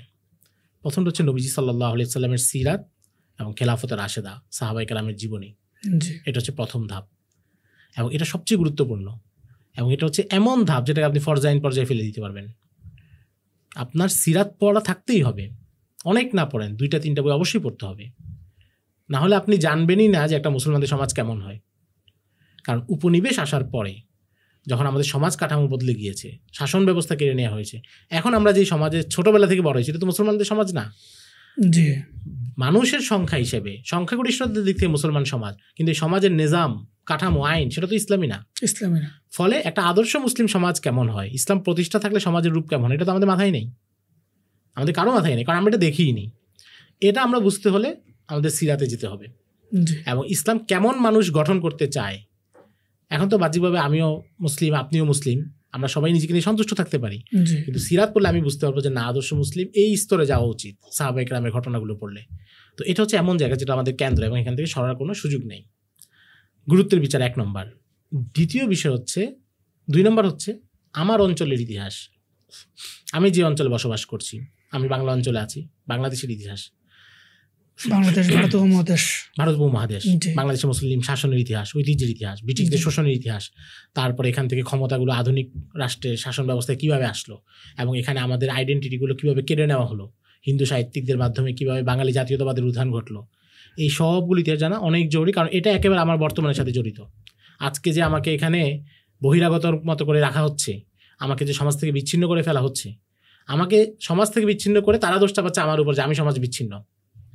এই ঘটনাগুলো যে ঘটছে এইগুলো তারা কিভাবে তৈরি করছে, একটা দীর্ঘমেয়াদী পরিকল্পনার অধীনে, এবং এর আগে তারা সমাজ এটার বৈধতা তৈরি করছে। জি এই বৈধতাগুলো ভাঙতে হলে তারা যে নিজেদের পক্ষে একটা বৈধতা তৈরি করছে নিজেদের বয়ানের পক্ষে, সেটা ভাঙতে হলে এই অঞ্চলের ইতিহাস চর্চা জরুরি। এবং আঞ্চলিক ইতিহাস চর্চার আরেকটা গুরুত্বপূর্ণ ব্যাপার হচ্ছে, আমি যদি আমার সমাজে কাজ করতে চাই, দাওয়াতি কাজ করতে চাই, দাওয়াত সফল করতে চাই, তাহলে পেছনের দাওয়াতি মেহনত এবং সংগ্রামগুলো না জানলে আমি বর্তমান বুঝতে পারবো না। সুফিদের মেহনত যদি আমি বুঝতে না পারি, আমি যদি কেউ যদি এই অঞ্চলের ইতিহাসে সুফিদের দাওয়াতি পন্থা সেটা না পড়ে, তাহলে সে তো বুঝতে পারবে না যে সমাজে কোন দাওয়াতটা বেশি ইফেক্টিভ হয় এবং কিভাবে এই অঞ্চলে মানুষ প্রভাবিত হয়। সব অঞ্চলের মানুষ একরকম না, তুরস্কের মানুষের মন মেজাজ একরকম, তারা ইসলামটাকে একভাবে পেয়েছে, একভাবে গ্রহণ করেছে, বাংলাদেশে ভিন্ন। তো বাংলাদেশে যদি তারপরে এখানে কারামত আলী জৌনপুরীর যে মেহনত, এটা যদি কেউ বুঝতে না পারে, তাহলে সে বর্তমান তাবলিগ জামাতও বুঝতে পারবে না এবং এটা কার্যকরিতা সে বুঝতে পারবে না। তার মনে হবে যে আমি একটা শুধু সেমিনারে বা আমার একটা রুমে আমি লেকচার দিলাম, সেটা দিয়ে সমাজের সব মানুষ পরিবর্তন হয়ে যাবে। কিন্তু প্রান্তিক জনগোষ্ঠী, গাইবান্ধায় ব্রহ্মপুত্রের চরের যে মানুষ, তার কাছে যে ইসলাম পৌঁছাতে হবে এবং সেখানে কি কি মডেল থাকতে পারে, সুফিদের মেহনত, কারামত আলী জৌনপুরীর মেহনত, হাজী শরীয়তুল্লাহর ফরাইজি আন্দোলনের মেহনত, এই মডেলগুলো না জানলে আপনি কমে আপনার সমাজ থেকে বিচ্ছিন্ন হবেন। জি জি তো এই জন্য আঞ্চলিক ইতিহাস চর্চা করা দ্বিতীয় গুরুত্বপূর্ণ। এরপরে তুলনামূলক 3 নম্বর গুরুত্বপূর্ণ, সেটা হচ্ছে মুসলমানদের অন্যান্য ইতিহাস, উমাইয়া, আব্বাসি, সালাউদ্দিন আইয়ুবি, ক্রুসেড, এগুলো। দুঃখজনকভাবে আমাদের সমাজে দেখবেন উল্টা, মানুষ সবচেয়ে বেশি জানে অন্য ইতিহাসগুলো সম্পর্কে, ক্রুসেডদের সম্পর্কে, তাতার, মামলুক, সেলজুক, এগুলো সম্পর্কে। আঞ্চলিক ইতিহাস আমরা সবচেয়ে কম জানি। আমরা ইসলামপন্থীরাও বাংলাদেশের ইতিহাস এবং বাংলাদেশে মুসলমানদের যে ইতিহাস সেটা সবচেয়ে কম জানি আমরা। জি। আর সিরাত তো আরো বেশি কম জানি, দুঃখজনকভাবে, এটা সত্য। তো এই জায়গা থেকে আমাদের এই 3টা স্তর মেনটেন করে চর্চা করা উচিত। প্রাথমিকভাবে কোন বই বা কোন সূত্র থেকে শুরু করা উচিত? প্রাথমিকভাবে এগুলোতে হচ্ছে একটা মৌলিক সংক্ষিপ্ত কোনো বই পড়া উচিত। সংক্ষিপ্ত বই পড়লে আপনার কাছে স্ট্রাকচারটা মাথায় থাকবে, হাইকলে আম যেটাকে বলে জেনারেল স্ট্রাকচার, অর্থাৎ পুরো কাঠামোটা সামনে আসবে। এরপর হচ্ছে আপনি এটার আলোকে আপনার আগ্রহ অনুসারে ওখানে আরেকটা শাখায় প্রবেশ করবেন। তো সিরাতের ক্ষেত্রে আমরা প্রথমে ছোট একটা সিরাত দিয়ে শুরু করতে পারি, যেমন সিরাতে খাতামুল আম্বিয়া, মোহরে নবুয়ত, এগুলো খুব ছোট, 120 পৃষ্ঠার মধ্যে, একেবারে ছোট একটা দিয়ে শুরু করলো, যে একদম প্রাথমিক পাঠক তার উদ্দেশ্যে বলছি। এরপর সে একটু বড় সিরাত, 1 খণ্ডে কোনো একটা সিরাত পড়লো, সাইয়েদ আবুল হাসান আলী নদভী, নবী রহমত, ইদ্রিস কান্দলবী রাহিমাহুল্লাহর সিরাতে মোস্তফা, সফিউর রহমান মুবারকপুরী আর রাহিকুল মাখতুম, কিংবা কাজী সুলাইমান মানসুরপুরীর রহমাতুল্লিল আলমিন, 3 খণ্ডে, এগুলো সব বাংলা অনুবাদ আছে। তাহলে এই কয়েকটা সিরাত পড়লে তার সিরাতের ঘটনাগুলো আরো বিস্তারিত জানলো। এরপর নবীজির জীবনের বিভিন্ন দিক এবং শিক্ষা, সেগুলো সম্পর্কিত যে বইগুলোর নাম বললাম আমরা, ফিকুস সিরা কথা বললাম, সালেহ আহমদ শামীর বইয়ের কথা বললাম, ডক্টর ইউসুফ কারজাবির একটা বই আছে যেখানে নবীজি প্রত্যেকটা গুণ নিয়ে আলাদা আলোচনা করেছেন। এরপর আমরা সেগুলো পড়তে পারি সিরাতের ব্যাপারে। আঞ্চলিক ইতিহাসের ক্ষেত্রে প্রথমে ডক্টর আব্দুল করিমের একটা বই আছে, বাংলার ইতিহাস, 1204 থেকে 1857 পর্যন্ত, 200-250 পৃষ্ঠায়, এই একটা বই পড়তে পারি। এবার একটু বিস্তারিত পড়লাম প্রফেসর আব্দুল করিমেরই বাংলার ইতিহাস সুলতানি আমল, বাংলার ইতিহাস মোগল আমল, 2 খণ্ডে, এম এ রহিমের বই আছে বাংলার ইতিহাস সামাজিক ও সাংস্কৃতিক বাংলার সামাজিক ও সাংস্কৃতিক ইতিহাস, ডক্টর মোহর আলীর বই আছে ইংরেজিতে বাংলার ইতিহাস 4 খণ্ডে। তো এগুলো আমরা পড়তে পারি, এগুলো নির্ভরযোগ্য এবং তারা মূল উৎস থেকে নিয়ে কাজ করেছেন এবং কোনো বিকৃতি করেন নেই, জি এগুলো আমরা পড়তে পারি। দ্বিতীয় আর তৃতীয় হচ্ছে বিশ্বের ইতিহাসের জন্য আর ডক্টর আলী সাল্লাবির লেখা বিভিন্ন অঞ্চলের ইতিহাসের বইগুলো আছে, বাংলা অনুবাদ হয়েছে। ডক্টর রাগিব সিজানির লেখা বই আছে এবং মাওলানা ইসমাইল রেহানের বই আছে তারিখ উম্মতে মুসলিমা, যেটা অনেক বড়, অনেক খণ্ড অনুবাদ হয়েছে। এবং তারিখ উম্মতে মুসলিমা রাখলে কেউ যদি সংগ্রহ করে তাহলে তার সিরাতের অংশটাও পরিপূর্ণ হবে, ইতিহাসের অংশটা পরিপূর্ণ হবে। বাংলা অঞ্চলের ইতিহাস এখনো ওখানে আসে নাই, এটার জন্য আব্দুল করিমের বইগুলো পড়লে হবে। আমাদের বাংলা অঞ্চলের ইতিহাস পড়ার জন্য আসলে মানে বা বিশ্বের যারা মুসলমানদের যে ইতিহাস, সারা বিশ্বের বিভিন্ন ক্রুসেড বা খেলাফতের আমলের যে ইতিহাসগুলো, সেগুলোর ব্যাপারে আমাদের দেশের উলামায়ে কেরামের লেখালেখি কীরকম বা এই ব্যাপারে কাজ কীরকম মনে হয় আপনার কাছে? আমাদের দেশের ওলামায়ে কেরামের কাজ এবং অবদান এটা অনেক বেশি আমি মনে করি, কারণ এখন পর্যন্ত এখানে যে ইতিহাসগুলো গত কয়েক বছর অনুবাদ হচ্ছে এগুলো বেশিরভাগই আলেমদের হাতে সম্পাদিত হচ্ছে। জি, যারা সাল্লাবিকে অনুবাদ করছেন, রাগিব সিজানিকে অনুবাদ করছেন, তাদের বড় অংশ অনুবাদক হচ্ছেন আলেমরা। জি, এবং অনেকে মৌলিক লেখাও লিখছেন। তো এই ধারায় আলেমদের একটা সক্রিয় অংশগ্রহণ আছে। এবং আমরা যদি একটু পেছন থেকে দেখি, যেমন জাতীয় মসজিদ বাইতুল মোকাররমের খতিব সাহেব ছিলেন মাওলানা ওবায়দুল হক রাহিমাহুল্লাহ, ওনার একটা তারিখ ইসলাম ছিল 4 খণ্ডে, এবং এটাতে উনি হচ্ছে মুসলমানদের পূর্ব ইতিহাস এবং জিয়াউর রহমানের শাসনামল পর্যন্ত ইতিহাস আলোচনা করেছেন। এটা উর্দুতে লেখা ছিল, বাংলা অনুবাদ হয়নি, এবং ইমদাদিয়া পাবলিকেশন থেকে ছেপেছিল। পুরোনো কপি এখনও কারো কারো কাছে পাওয়া যায়। তো এটা একটা সচেতনতা অংশ হিসেবে ধরতে পারি। এরপর আঞ্চলিক বা বিভিন্ন শাখাগত ইতিহাস নিয়ে অনেকে লিখেছেন, যেমন শামসুদ্দিন কাসিমি রাহিমাহুল্লাহ, তিনি শিয়াদের ইতিহাস নিয়ে বেশ কিছু কাজ করেছিলেন, বেশ কিছু লিখেছিলেন। বাংলাতে লিখেছিলেন এগুলো? হ্যাঁ, বাংলাতে লিখেছিলেন। এগুলো অনেকগুলো কপি এখনো পিডিএফ বা অন্যান্য ইয়েতে ফরম্যাটে পাওয়া যায়। তো তার মানে আলেমদের একটা চর্চা ছিল। এখন এখানে অনেকে আলেমদেরকে দোষারোপ করে যে ব্যাপকভাবে ইতিহাস চর্চা হলো না কেন, একাডেমিক পদ্ধতিতে আধুনিক গবেষণা যেভাবে হয় সেভাবে হয়নি কেন। এটা তো বাংলাদেশের আর্থসামাজিক প্রেক্ষাপটের সমস্যা। আলেমদেরকে পৃষ্ঠপোষকতা যদি আমরা করতাম তাহলে আরও বড় কাজ আসতো। এখন যেহেতু তুলনামূলকভাবে পৃষ্ঠপোষকতার অনেকগুলো ধারা তৈরি হয়েছে, এখন কাজ করা সহজ হচ্ছে। তো আমি মনে করি যে অনেকগুলো তাদের অবদান আছে এবং সামনে আরও অনেকে রাখবেন, এবং অনেকে ইতিমধ্যে সিরাত চর্চা নিয়ে কাজ করছেন। ময়মনসিংহে আমাদের ভাইরা 1 বছর মেয়াদী সিরাত চর্চার একটা কেন্দ্র খুলেছেন, সেখানে মানুষকে পড়াচ্ছেন। এবং তরুণ আলেমদের মধ্যে অনেকেই আছেন যারা ইতিহাস সম্পর্কে অনেক ভালো জানেন এবং উচ্চশিক্ষা গ্রহণ করছেন। যেমন আমাদের ভাই আছেন হুজাইফা আবাদ, মিশরে আল আজহারে পড়াশোনা করেছেন, অনার্স, তিনি খুবই ভালো রেজাল্ট করেছেন। আব্দুর রহমান আজহারি আছেন, ওনারা সরাসরি ইসলামিক হিস্ট্রি অ্যান্ড সিভিলাইজেশন নিয়েই পড়াশোনা করছেন। তো তার মানে একাডেমিক জায়গাতেও আমাদের ভাইয়েরা এগিয়ে যাচ্ছেন, এবং আলহামদুলিল্লাহ আলেমদের এখানে মৌলিক গ্রন্থ আসলে ওইভাবে তাহলে আমরা বলতে পারি যে আসলে এখন পর্যন্ত পৃষ্ঠপোষকতার কারণে ওইভাবে মৌলিক গ্রন্থ আসলে ব্যাপকভাবে ধারাটা শুরু হয়নি, কারণ একটা মৌলিক গ্রন্থ লিখতে হলে অনেক ধরনের পৃষ্ঠপোষকতা দরকার, সময় দরকার। আপনার যত বই দরকার আপনাকে সেই বইগুলো কেউ সংগ্রহ করে দিবে, আপনার সফর করা দরকার হতে পারে, বিভিন্ন লাইব্রেরি গিয়ে পাণ্ডুলিপি দেখতে হতে পারে। একটা মৌলিক গ্রন্থ বলতে যেটা বোঝায়, সংকলন করা তো সহজ, আমি 4টা বই পড়লাম, একটা 5ম বইয়ের জন্ম দিলাম। কিন্তু মৌলিক গ্রন্থ মানে আপনি প্রত্যেকটা নথি নিজে চেক করবেন, নতুন কোনো নথি আছে কিনা যেটা আগের গবেষকদের চোখ এড়িয়ে গিয়েছে সেটা আপনি যাচাই করবেন। আপনি ঢাকা বিশ্ববিদ্যালয় লাইব্রেরিতে যেতে হবে, উপমহাদেশের বড় লাইব্রেরি যেগুলো আছে, ওই যে খোদাবক্স লাইব্রেরিতে যেতে হবে, রামপুরের লাইব্রেরিতে যেতে হবে যেখানে পাণ্ডুলিপিগুলো আছে, লন্ডনের আর্কাইভসে যেতে হবে। এই সফর যে আপনি করবেন, এই যে আপনার অ্যাক্সেসগুলো দরকার, সেই ব্যবস্থা আপনাকে না করলে আমি আপনার কাছ থেকে ভালো কাজ আশা করতে পারি না। এই সীমাবদ্ধতাগুলোর কারণেই আমরা আসলে ওইভাবে আমাদের ওলামায়ে কেরাম থেকে এরকম মৌলিক গ্রন্থগুলো আসলে বড় ধরনের গ্রন্থ পাই না আর কি। আশা করা যায় আমাদের যারা সামর্থ্যবান আছেন তারা এগিয়ে আসবেন এই ব্যাপারে পৃষ্ঠপোষকতা করার জন্য। এটা কিন্তু অনেক বড় বিষয়। আমরা সাধারণত আপনি দেখবেন, আপনি যদি কাউকে বলেন যে ভাই আমি গ্রামে একটা ইতিমখানা করেছি 50,000 টাকা দেন, সাথে সাথে পেয়ে যাবেন। একটা মাহফিল করবেন 1 লাখ টাকা, 10 লাখ টাকা, 50 লাখ টাকা আপনি পেয়ে যাবেন। কিন্তু আপনি যদি বলেন যে আমি আমাকে আলেমকে কিছু বই কিনে দিব, তিনি এটা নিয়ে গবেষণা করবেন বা কাজ করবেন, তখন এটা পাবেন না। কারণ আমাদের সমাজে সবকে আমরা নির্দিষ্ট কিছু কাজের সাথে চিন্তা করতে ইনক্লুড করে নিয়েছে, যেগুলো সওয়াবের কাজ এগুলোতে আমি খরচ করব। আপনি চিন্তা করবেন যে এতিমখানা আমার এটা সদকা জারিয়া, আমার এটাতে অনেক সওয়াব হবে, কিন্তু আরেকটা ইলমি কাজ আমি পৃষ্ঠপোষকতা করব বা কোনো একটা মাদ্রাসায় কিতাব কিনে দিতে হবে, এটাতে বেশিরভাগ মানুষ আগ্রহী না। ইল্লা মাশাআল্লাহ, এটা তো অনেক, মানে আমরা একদম আমভাবে বলছি না, ব্যতিক্রম অনেকেই আছেন, কিন্তু ব্যাপকভাবে মানুষের তা আগ্রহী না। কেন? কারণ এটাকে সে সরাসরি দিনের কাজ বা সরাসরি সওয়াবের কাজ মনে করে না। সর্বোচ্চ কোরআন শরীফ দিতে পারবে সে, কিন্তু সর্বোচ্চ কোরআন শরীফ দিতে পারবে, কিন্তু সে অন্য কিতাব দিতে পারবে না। এটা একটা বড় অংশ। তো এই ব্যাপারে আমাদের একটু দৃষ্টি সচেতন যারা, কারণ এগুলো হচ্ছে আলেমদেরকে পৃষ্ঠপোষকতা করা, লেখক তৈরি করা, লেখকদেরকে পৃষ্ঠপোষকতা করা, এটা অনেক জরুরি। এবং বিশেষ করে যখন মুসলমানরা এই পরাজিত অবস্থায় আছে, জি পতনকালে আছে, তখন যখন মুসলমানদের কণ্ঠস্বরগুলো সকল মিডিয়া চেপে রেখেছে, জি মুসলমানদের কণ্ঠস্বরগুলো তারা প্রকাশ হতে দিবে না, সেখানে নিজেরা পৃষ্ঠপোষকতা করে এই কণ্ঠগুলোকে প্রচার করার ব্যবস্থা করা না গেলে পরিস্থিতি আরও খারাপ হবে। সেক্ষেত্রে আমার মনে হয় আমাদের দেশে তো বেশিরভাগ মসজিদের ইমাম খতিব আমাদের ওলামায়ে কেরামি, তো সেক্ষেত্রে তারা যদি ইচ্ছা করেন সেখানে চাইলে তারা লাইব্রেরি করতে পারেন। সেক্ষেত্রে তারা এই বিষয়গুলো পৃষ্ঠপোষিত করা দরকার। এই ব্যাপারে তারা জুমার খুতবায় আলোচনা করতে পারেন, যাতে মানুষের ভিতরে সচেতনতা সৃষ্টি হয় যে জাস্ট কিছু নির্দিষ্ট জায়গায় দান সদকা বা তাদের যে অর্থগুলো তারা ব্যয় করলে সব ওই ব্যাপারটা এমন না, এর একটা বিস্তৃত ক্ষেত্র আছে। এই বিষয়গুলো নিয়ে যদি তারা আলোচনা করেন, আশা করা যায় মানুষের এই ভুলগুলো বা ভুল ধারণাগুলো আস্তে আস্তে কাটবে ইনশাআল্লাহ। এখানে আরেকটা ব্যাপার হচ্ছে যে ইতিহাস পড়ার সময় অনেক ধরনের ভুলের শিকার হয় অনেকে। তো সচেতন পাঠক যারা, তাদের জন্য তো বিষয়গুলো সহজ, কিন্তু যারা সাধারণ পাঠক বা নতুন পাঠক, তারা এই চোরা গলি বা চোরা পথগুলোতে আটকা পড়ে এবং পরবর্তীতে তাদের ঈমান আমল আকীদায় বেশ বিপদের একটা সম্মুখীন হয়।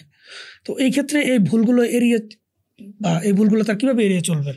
মৌলিকভাবে কয়েকটা বিষয়। একটা হচ্ছে যে ইতিহাস, আমরা মুশাজারাতে সাহাবার অংশে যেটা বলেছি যে আমি যেটা পড়ছি সেটা বিশুদ্ধ কিনা, জি এটা আগে জানা, আমি যে বইটা পড়ছি সেটা নির্ভরযোগ্য কিনা।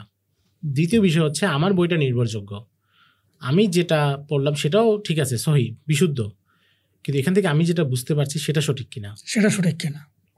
আমার বুঝতে তো ভুল হতে পারে। অনেক সময় হয় কি যে মানুষ টেক্সটটা বুঝতেই ভুল করে, কারণ প্রত্যেকের বুঝশক্তি, প্রত্যেকের অভিজ্ঞতা, পড়াশোনা একরকম না, সব অঞ্চলের ভাষার প্রকাশও তো একরকম না, প্রকাশ একরকম, একই শব্দ এক এক অঞ্চল এক একভাবে প্রকাশ পায়। জি। এরপরে হচ্ছে যে আমি বুঝলামও সঠিক, কিন্তু এটা আমার জন্য অনুসরণীয় কিনা। কারণ আমরা আগেই বলছি ইতিহাস একজন চোরের কথা বলবে, একজন রাজার কথা বলবে। এখন আপনি চোরের ঘটনা পরে যদি মনে করেন এটা উমাইয়া আমলের চোর বা সাহাবী আমলের চোর, তাহলে তো আমার জন্য অনুসরণীয়। আপনি দেখবেন প্রায় সময় অনেকে লেখেন কি উমাইয়া আমলে অমুকে গান বাজনা করেছেন, সঙ্গীত শাস্ত্রে মুসলমানদের অবদান, অমুক মুসলমান তবলা বানাইছেন, আমির খুসরো তবলা বানাইছেন, অমুক মুসলমান এই আবিষ্কার করেছেন, বাদ্যযন্ত্র আবিষ্কার করেছেন, জিরিয়াব স্পেনে অনেক বাদ্যযন্ত্র আবিষ্কার করেছে। এখন এটা কি আপনার জন্য অনুসরণীয় নাকি অনুসরণীয় না? এটা কি আপনার গর্বের জায়গা যে আপনি বিশ্ব সভ্যতাকে অনেকগুলো তবলা উপহার দিয়েছেন? আপনার মুসলমানদের গর্ব কি সেটা, না মুসলমানদের গর্ব হচ্ছে যে মুসলমানরা সভ্যতাকে ইনসাফ এবং আদল দিয়েছে? এই বিষয়গুলো ক্লিয়ার থাকা, নাহলে আপনাকে যে কেউ এসে গোল্ডেন এজ হচ্ছে একটা ধোকা। ইসলামী ইতিহাসে গোল্ডেন এজ কোনটা? তারা বলবে আব্বাসী শাসনামল, তারা বলবে ওসমানী শাসনামল, কিন্তু আমাদের কাছে গোল্ডেন এজ হচ্ছে খায়রুল কুরুনি করনি সুম্মাল্লাযীনা ইয়ালুনাহুম। নবীজির যুগ সর্বশ্রেষ্ঠ যুগ আমাদের কাছে।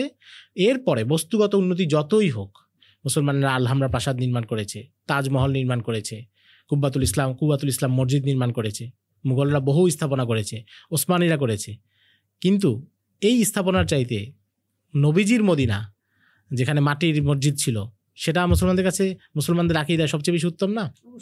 কিন্তু এটা ইতিহাস পড়ার সময় কিন্তু আমরা ভুলে যাই, আমরা বস্তুবাদী দৃষ্টিকোণ থেকে ইতিহাসটাকে অনেক সময় বিবেচনা করি। তো এই জায়গাগুলো চিন্তা রাখা এবং ইতিহাসে কোনো ঘটনা আমি যখন বর্তমানের উপর ফিট করছি, চিন্তা করছি, এটাকে মাথায় রাখা। যেমন ধরেন মুসলমানদের মধ্যে নারী শাসক এসেছিল, মিশরের সুলতান নাজমুদ্দিন আইবির মৃত্যুর পর তার স্ত্রী শাহজালাতুদ দুরকে ক্ষমতায় বসানো হয়। ভারতবর্ষে সুলতান শামসুদ্দিন ইলতুৎমিশের মৃত্যুর পর তার মেয়ে সুলতানা রিজিয়াকে ক্ষমতায় বসানো হয়। এখন এটা দিয়ে আপনি যে অনেক লেখক তারা দেখবেন এগুলো টেনে নারী নেতৃত্বে বৈধতা দেন, যে মুসলমানদের শাসক নারী হতে পারে। তো এই জায়গাগুলোতে বোঝা যে এটা কি সে আসলে সঠিক প্রয়োগ করলো না ভুল প্রয়োগ করলো। কারণ ইতিহাসে কোনো ঘটা মানেই সেটা আমার জন্য অনুসরণীয়, এটা জরুরি না। হ্যাঁ জরুরি, ইতিহাসে কোনো একটা ঘটনা ঘটছে, সেখানে আপনার শিক্ষা আছে। কোনটা? মিশরে যখন তারা নারীদেরকে ক্ষমতায় বসিয়েছে, তখন বাগদাদের সর্বশেষ আব্বাসী খলিফা আল মুস্তাসিম বিল্লাহ চিঠি পাঠিয়েছে মিশরে, যেটা জালালউদ্দিন সুয়ুতী রাহিমাহুল্লাহ হোসনুল মুহাজারাতে উল্লেখ করেছেন, যে তোমাদের মিশরে যদি পুরুষের অভাব হয় তাহলে আমাকে বলো, বাগদাদ থেকে পুরুষ পাঠাবো। এখন তাহলে আপনার অনুসরণীয় কোনটা? খলিফার অবস্থানটা। একজন চোরকে ধরে কেউ শাস্তি দিয়েছে। এখন ইতিহাসে এই ঘটনা আমি বলবো না আপনার জন্য শিক্ষা নাই, আপনার সেই শিক্ষা কি আছে যে আপনার সমাজে আপনি চোরের উপরে এই শাস্তি প্রয়োগ করবেন, কিন্তু আপনি করলেন কি, আপনি অনুসরণ করলেন যে চুরি করাটাই আপনার দায়িত্ব। তো এই জায়গাগুলো আমি চুরি করে গরিবকে দান করলাম, আমার ভেতরে খুব খুশি আসলো, রবিন হুডকে আপনার মডেল বানাইলেন। তো এই হচ্ছে সমস্যা। তার মানে ইতিহাসটা পড়ার আগে আমাদের আকীদার জায়গাগুলো ক্লিয়ার থাকতে হবে, এবং ইতিহাসের মাধ্যমে যেন আকীদা বিকৃত না হয় সেটার ব্যাপারে সচেষ্ট থাকতে হবে। জি এর পাশাপাশি আমি যেটা পড়ছি সেটা বিশুদ্ধ কিনা, আমি বুঝতে পারতেছি সেটা সঠিক কিনা, এবং সেটার বর্তমান প্রয়োগটা কি। কারণ পৃথিবীর বাস্তবতা পরিবর্তন হয়, জি অনেক সময় আপনি একটা জিনিস অতীতে করেছে সেটা বর্তমানে কাজ নাও করতে পারে, এটাও হয়। চিন্তা চেতনা অনেক চিন্তা পরিবর্তন চেতনা। হয়। চিন্তা চেতনা পরিবর্তন হয়, সমাজের কাঠামো পরিবর্তন হয়, এই সচেতনতাগুলোর সাথে পড়া, এটা যদি কেউ এই পড়তে জন্য পারে। বিষয় যেটা দেখা যায়, যেমন বর্তমান সময়ে একটা বিষয় খুব মানে প্রচার হয় বা প্রচার করা হয়, সাপোজ 18-র নিচে বিয়ে নেই মেয়েদের ক্ষেত্রে। তো এটা আমাদের সমাজে এমনভাবে এস্টাবলিশ করেছে যে আমাদের এক মুসলিম ভাইও হুজুর পাক সাল্লাল্লাহু আলাইহি ওয়াসাল্লাম যত আয়েশা রাদিয়াল্লাহু তাআলাকে বিবাহ করেছেন, এটা নিয়ে মানে অনেক ধরনের কনফিউশনে ভোগেন। এটার কারণ হচ্ছে তার সমাজ ব্যবস্থা তাকে এমনভাবে বিল্ড আপ করছে বা তার ব্রেনকে এমনভাবে ট্রেন আপ করেছে, এই বিষয়টা তার কাছে একটা মানে কেমন যেন একটা মনে হয়।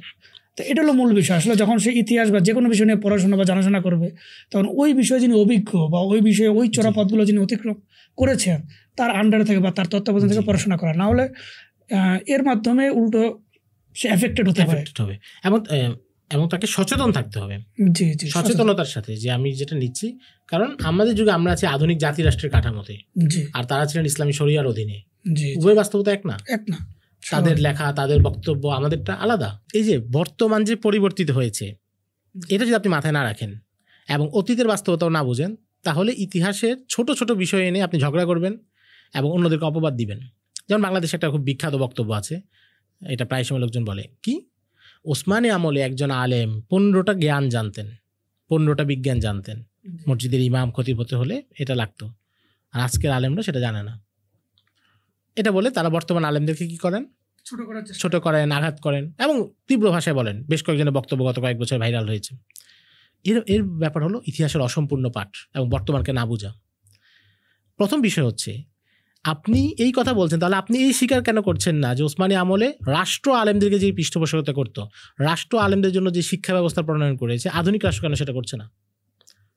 আধুনিক রাষ্ট্র তো মাদ্রাসাকে ওই পৃষ্ঠপোষকতা করছে না, বরং মাদ্রাসার উপরে চাপিয়ে দিতে চায় নিয়ন্ত্রণ।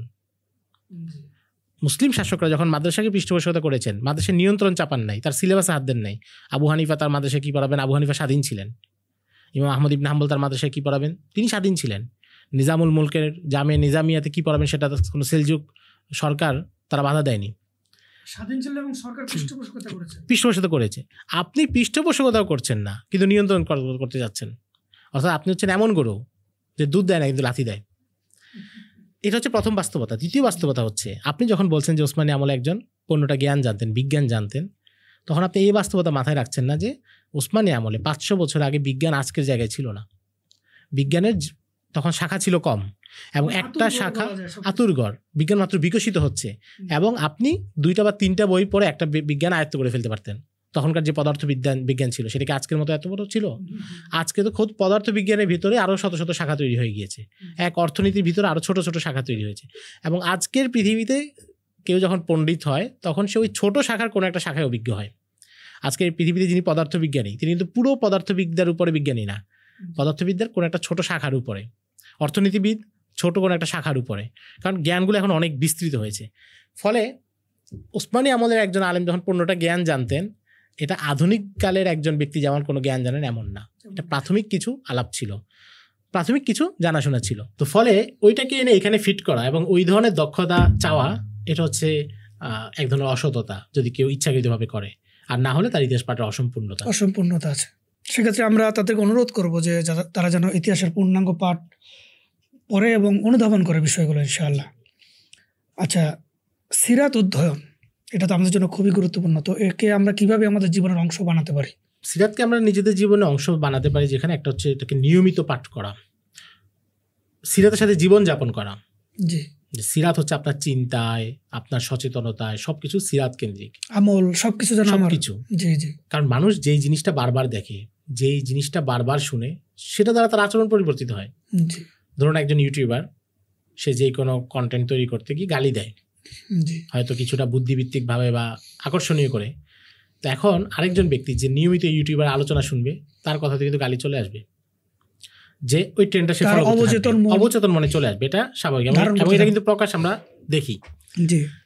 তো সিরাতটা হচ্ছে এমন, কেউ যদি সারাদিন এটা পড়ে, সারাদিন বলতে প্রতিদিন তালিমের মতো প্রতিদিন সে সিরাতে 5 পৃষ্ঠা হলেও পড়ে, এটা নিয়ে চিন্তা করে, তাহলে তার জীবনে সিরাত চলে আসবে। এবং সিরাত কেন্দ্রিক যাদের জীবন, তাদের সাথে চলাফেরা, আল্লাহ আহলুল্লাহ যারা আছেন তাদের মজলিসে যাওয়া, যেখানে সিরাতের আলোচনা হয় সেখানে যাওয়া, সেখানে থাকা, তাহলে এটা তার জীবনে চলে আসবে। আর এরপর হচ্ছে সচেতনতার সাথে বিষয়গুলো চিন্তা করা, যে নবীজি এই পরিস্থিতি কী কী করেছেন সেটা আমি সিরাতে পাচ্ছি কিনা, সেটা আমার পক্ষে বাস্তবায়ন করা সম্ভব আছে কিনা, এটা কি চিন্তা করা। আমরা যারা ইতিহাস চর্চা করি বা আমাদের ভিতর যে সকল ভাইয়ের ইতিহাস চর্চা করেন, তো এই চর্চাটা আসলে নিয়মিত ধারাবাহিকভাবে কেন জরুরি, এই বিষয়টা যদি একটু বলতেন। এটা তো আসলে জ্ঞানের যে কোনো ক্ষেত্রেই আপনি যেই বিষয় চর্চা করেন সেটা ধারাবাহিকতা না থাকলে এটা আপনার মধ্যে স্থির হবে না। অনেকেই যে দেখবেন বিভিন্ন সময় বলেন যে আমি ইতিহাস পড়ি, সাল মনে থাকে না, আমি ইতিহাস পড়ি, নাম মনে থাকে না, আমি ইতিহাস পড়ি, ঘটনা মনে থাকে না। তো আসলে আল্লাহ তো পৃথিবীতে ফটোগ্রাফিক মেমোরি, যেটা একবার পড়লেই মনে থাকবে, এমন মেধা আল্লাহ কুটিতে হয়তো একজনকে দেন। বেশিরভাগ মানুষ আমরা গড় পড়াতে মেধার অধিকারী। তো এই মেধা নিয়ে আমরা কোনো একটা জিনিসকে তখনই ধারণ করতে পারি যখন এটা ধারাবাহিক চর্চার মধ্যে থাকে, মানে যখন আমরা এই জ্ঞানের ইকোসিস্টেমে ঢুকি। জ্ঞানের ইকোসিস্টেম হচ্ছে যে আপনি ইউটিউবে যান, তো আপনার এমন সব চ্যানেল সাবস্ক্রাইব করা যারা ইতিহাস নিয়ে কথা বলে বা ইতিহাস নিয়ে পডকাস্ট করে। আপনি বই কিনেন, সেখানে এমন সব বই যেগুলো ইতিহাস কেন্দ্রিক, মানে আমার ব্রেন যেন সম্পূর্ণ এই রিলেটেড থাকে, তখন আপনার কাছে এগুলো মনে থাকবে। এবং এই জন্যই ধারাবাহিকতাটা জরুরি। আমি আমাদের কথা আজকে অনুপ্রাণিত হলেন, আগামীকাল বাজার থেকে একটা বই কিনলেন, পড়ে ফেললেন, এরপর রেখে দিলেন, 1 মাস পরে কিন্তু আপনি বেশিরভাগ তথ্য ভুলে যাবেন, কারণ এটা আপনার জীবনে চর্চায় নাই। যেমন বাংলা ব্যাকরণ আপনি ছোটবেলায় পড়ছি এবং বেশিরভাগই ভুলে গেছি, পরীক্ষা পাশের জন্য যেটা পড়ছি। কিন্তু যিনি স্কুলে ব্যাকরণ পড়ান তিনি তো 70 বছর বয়স হলেও কোনোটা ভুলেন নাই। কারণ কি? কারণ এটা তার প্রতিদিনের চর্চা, প্রতিদিন তিনি ছাত্রদেরকে পড়াচ্ছেন, চর্চা হচ্ছে। তো মানুষ যেটা তার চর্চা থাকে না সেটা ভুলে যায়। তো আমরা যদি ইতিহাসটাকে ধারণ করতে চাই, বর্তমানে কাজে লাগাতে চাই এবং এই জ্ঞানটাকে অর্জন করতে চাই, তাহলে নিয়মিত ধারাবাহিকতা জরুরি। এবং এটা যে কোনো জ্ঞানের ক্ষেত্রে নিয়মিত পড়া, নিয়মিত চর্চা করা, এক বই বারবার পড়া, নতুন বই পড়া, নতুন কী গবেষণা আসছে সেটা দেখা, নতুন করে আরও অঞ্চল সম্পর্কে জানা, একটার সাথে আরেকটাকে সম্পর্কযুক্ত করা, এটা অত্যন্ত জরুরি। তাহলে হচ্ছে আমরা এটা থেকে পরিপূর্ণ ফায়দাটা নিতে পারবো। আমাদের ভবিষ্যৎ যে প্রজন্ম, তাদের সামনে ইতিহাসকে কীভাবে আকর্ষণীয় করে তোলা যায় বা আকর্ষণীয়ভাবে উপস্থাপন করতে পারি আমরা, এক্ষেত্রে নানামুখী পদক্ষেপ নেওয়া দরকার। প্রত্যেক বয়স বাচ্চাদের মনস্তত্ত্ব বুঝে বই রচনা করা। যেমন একদম ছোট বাচ্চা যারা 10-11 বছরের, 8-9 বছরের, তাদের জন্য মুসলিম মনীষীদের ছোট ছোট জীবনে আকর্ষণীয় ভঙ্গিতে লেখা, তাদের উপযোগী গদ্যে মুসলিম ইতিহাসের গুরুত্বপূর্ণ ঘটনাগুলো, যুদ্ধগুলো, সেগুলোকে ছোট ছোট আকারে লেখা, যেগুলো তাদেরকে অনুপ্রাণিত করবে। আর একটু বড় যারা, তাদের জন্য সুন্দর গদ্যে আকর্ষণীয় করে, প্রাচীন ধাঁচে না, যেখানে বর্ণনা অনেক দীর্ঘ, অপ্রাসঙ্গিক কথা, এগুলো বাদ দিয়ে শুধু মৌলিক কথাগুলো আলোচনা করা। এবং সেক্ষেত্রে পারলে কিছুটা রস দিয়ে লেখা, যেটা তাদেরকে টানবে, যেটা তাদেরকে উপস্থাপন করবে। এর বাইরে বয়স্ক যারা, তাদের জন্য হচ্ছে বিশ্লেষণমূলক বেশ কিছু লেখা, যেটা তাদেরকে বর্তমান সমাজ সম্পর্কে তাদের চিন্তাকে জাগ্রত করবে, বর্তমানের আলোকে এটাকে বিশ্লেষণ করা, এই জাতীয়ভাবে বই রচনা করা, ডকুমেন্টারি তৈরি করা এবং এই ধরনের পডকাস্ট বা অন্যান্য মাধ্যম, সবগুলোকে কাজে লাগানো আর কি, সহজ কথায়। এর পাশাপাশি আরেকটা আইডিয়া আমার কাছে যেটা মনে হয়, সেটা হচ্ছে ট্যুরিজম কেন্দ্রিক কিছু প্ল্যান করা যেতে পারে। এখন ছেলেপেলেরা ঘুরে, বাচ্চারা, তরুণরা সবাই ঘুরে এবং কমন কিছু জায়গাতেই ঘুরে। ঐতিহাসিক জায়গাগুলোতে তাদের নিয়ে যাওয়া এবং সেখানে গিয়ে ইতিহাসটা বলা। যেমন আপনি এখান থেকে 10-15 জন একটা টিম নিয়ে সোনারগাঁ গেলেন, শেখ শরফুদ্দিন আবু তাওয়ামার মাদ্রাসা দেখালেন, সেখানকার মাদ্রাসার ইতিহাস, ঐতিহ্য, বাংলায় হাদিস চর্চার ইতিহাস সব সেখানে বললেন। সে ইতিহাসটাকে তখন জীবন্ত দেখতে পাবে। তো এইগুলো দরকার। যেমন চাঁপাইনবাবগঞ্জে দর্শবাড়ি মাদ্রাসা, ছোট সোনা মসজিদ, বাগেরহাট 60 গম্বুজ মসজিদ, সেখানে গিয়ে সেখানে তিনি যে ইসলামী সালতানাত কায়েম করেছিলেন, ইসলামী শরিয়া কায়েম করেছিলেন, সেই গল্প বলা। আমাদের ঝিনাইদহে আছে শহর মোহাম্মদাবাদে মুসলমানদের যে স্ট্রাকচার ছিল সেগুলো দেখানো। তো ইতিহাসটা যেন তারা দূরের মনে না করে এবং ইতিহাস যে বাস্তব এবং এখন পর্যন্ত এটা আমাদের পরিচয় নির্মাণ করতেছে, আমাদের বর্তমান নির্মাণ করতেছে, এটা তাদের কাছে তুলে ধরা। আচ্ছা, আমাদের শিক্ষা, তারপরে সমাজ, তারপরে মনে করেন নেতৃত্বে, আমাদের যে নেতৃত্বগুলো আছে, সেখানে ইতিহাসের ব্যবহারিক প্রয়োগটি কিভাবে প্রয়োগ করা সম্ভব আসলে? ইতিহাসের ব্যবহারিক প্রয়োগ সহজ কথা হচ্ছে ইতিহাসের বই পড়া। জি। এবং এখানে আমি ওই সিরাতের মধ্যে পার্থক্য করব, যে একটা হচ্ছে ইতিহাসের ধারাবাহিক বই, আরেকটা হচ্ছে ইতিহাসের শিক্ষাগুলো নিয়ে লেখা বই, যেখানে নেতৃত্ব কেন্দ্রিক কিছু বই লেখা। জি। আমরা ইতিহাস থেকে নেতৃত্ব বিষয়ে কিভাবে শিক্ষা পেতে পারি, দায়ীদের জন্য, তারপর সমাজ সংস্কারের ক্ষেত্রে কিভাবে আমরা শিক্ষা পেতে পারি, এভাবে আলাদাভাবে কাজ করা এবং এটার কাজের অনেক জরুরত আছে বাংলায়, কারণ এখন পর্যন্ত বর্ণনামূলক ইতিহাসগুলো বেশি আসছে। একটু বিশ্লেষণ করে শিখানো যে এখানে নেতৃত্বের গুণাবলী, সাহাবায়ে কেরাম কীভাবে কাজে লাগিয়েছেন, নবীজি কীভাবে কাজে লাগিয়েছেন, মুসলিম শাসকরা কীভাবে কাজে লাগিয়েছেন, সেগুলো দেখা এবং সেই আলোকে কাজ করা। সর্বশেষ আপনার থেকে আমরা জানতে চাব, জুলাই পরবর্তী বাংলাদেশের বর্তমানে আমাদের যে অবস্থা, 1 বছর হয়ে গিয়েছে যে আমরা ফ্যাসিস্ট সরকারকে বিতাড়িত করেছি। তো এর আলোকে ইতিহাসের শিক্ষা থেকে দর্শকদের উদ্দেশ্যে আপনি কিছু বলতে চাচ্ছেন কিনা? ইতিহাসের একটা শিক্ষা হচ্ছে যে কখনো কখনো ইতিহাস এক ধরনের শূন্যতা তৈরি করে, ক্ষমতা, নেতৃত্ব, প্রভাবের একটা শূন্যতা। এই শূন্যতাগুলো অল্প সময় হয়, শূন্যতা দীর্ঘদিন থাকে না। এবং এই শূন্যতার সময় সব পক্ষ এটাকে নিজেদের সুযোগ কাজে লাগাতে চায় এবং সেখানে দায়ীদের জন্য অনেক বেশি সুযোগ তৈরি হয়। যে কেউ তার দাওয়াত প্রতিষ্ঠা করার জন্য সুযোগটা তার সেখানে বেশি থাকে। যদি একটা উদাহরণ, ইতিহাসে অনেকগুলো উদাহরণ আছে, অনেক বড় বড় ঘটনা এই ধরনের শূন্যতার মাঝখানে ঘটেছে এবং যারা সেখানে কাজে লাগিয়েছে তারা সফলতা অর্জন করেছে। আমরা যদি একটা ঘটনা শুধু সিরাত থেকে উদাহরণ দিই, নবীজি সাল্লাল্লাহু আলাইহি ওয়াসাল্লাম যখন মক্কা থেকে মদিনায় হিজরত করেছেন, তো আমরা দেখি যে মদিনায় ইসলাম গ্রহণের হার অনেক বেশি ছিল। মক্কায় নবীজি 6-7 বছর মেহনত করার পরেও 50-60-এর কাছাকাছি সাহাবী ছিলেন। আর নবীজি যখন মদিনায় হিজরত করেছেন, হিজরত ত্রয়োদশ বর্ষে, নবুয়তের ত্রয়োদশ বর্ষেই জাবির ইবনে আব্দুল্লাহ রাদিয়াল্লাহু তাআলা আনহু বলছেন যে মদিনার প্রত্যেক ঘরে ইসলাম পৌঁছে গিয়েছে। তো এই যে এখানে দাওয়াতটা এত বেগবান হলো, নবীজি সেখানে পৌঁছে গেলেন এবং মদিনায় কোনো সাহাবীকে আমরা নির্যাতিত হতে দেখি নাই, কিন্তু সেখানেও তো আগে কাফেরদের সমাজ ছিল। এটা কেন হয়েছে? এটা উম্মুল মুমিনিন আয়েশা রাদিয়াল্লাহু তাআলা আনহা বুখারীর একটা হাদিসে বলেছেন। তিনি বলেন, কানা ইয়াউমু বুআসিন ইয়াউমান কদ্দামাহুল্লাহু লিরাসূলিহি সাল্লাল্লাহু আলাইহি ওয়াসাল্লাম কদিমা রাসূলুল্লাহ সাল্লাল্লাহু আলাইহি ওয়াসাল্লাম আল মাদিনা ওয়া কদ ইফতারাকা মালাউহুম ওয়া কুতিলাত সারাওয়াতুহুম ওয়া জুররিহু কদ্দামাহুল্লাহু লিরাসূলিহি সাল্লাল্লাহু আলাইহি ওয়াসাল্লাম ফি দুখুলিহিম ফিল ইসলাম। যে আল্লাহ নবীজিকে বুআসের যুদ্ধ একটা উপহার হিসেবে দিয়েছেন। বুআসের যুদ্ধ হচ্ছে মদিনার আউস এবং খাজরাজের মধ্যে একটা যুদ্ধ হয়েছে নবীজির হিজরতের 4-5 বছর আগে, কিন্তু উম্মুল মুমিনিন বলছেন যে ওই যুদ্ধ নবীজিকে আল্লাহ উপহার হিসেবে দিয়েছেন। কিভাবে? এই যুদ্ধে মক্কার কুরাইশদের, এই মদিনার আউস এবং খাজরাজের যত শীর্ষ সর্দার এবং নেতা ছিল সবাই মারা গিয়েছিল অথবা আহত হয়েছিল। তাদের সমাজে তখন কোনো প্রভাব ছিল না, সমাজটা তখন তরুণদের নেতৃত্বে চলে গিয়েছে এবং সেখানে নেতৃত্বের শূন্যতা তৈরি হয়েছে। তার মানে সেখানে আবু জাহেলের মতো কোনো নেতা তখন টিকে ছিল না যে মুসলিমদেরকে নির্যাতন করবে, যে তরুণ সাহাবীদেরকে দ্বীনের কাজ করতে বাধা দিবে, মুসআব ইবনে উমাইরকে বাধা দিবে। এই ধরনের কোনো শক্তি মদিনায় ছিল না।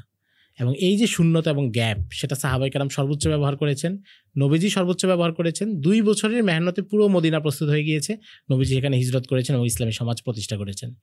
এখান থেকে আমাদের শিক্ষা হচ্ছে, আমরা যদি তুলনা করি তাহলে আমরা দেখব যে আগস্টের পরে গত 1 বছরে আমাদের সামনে এই ধরনের একটা শূন্যতা উপস্থিত।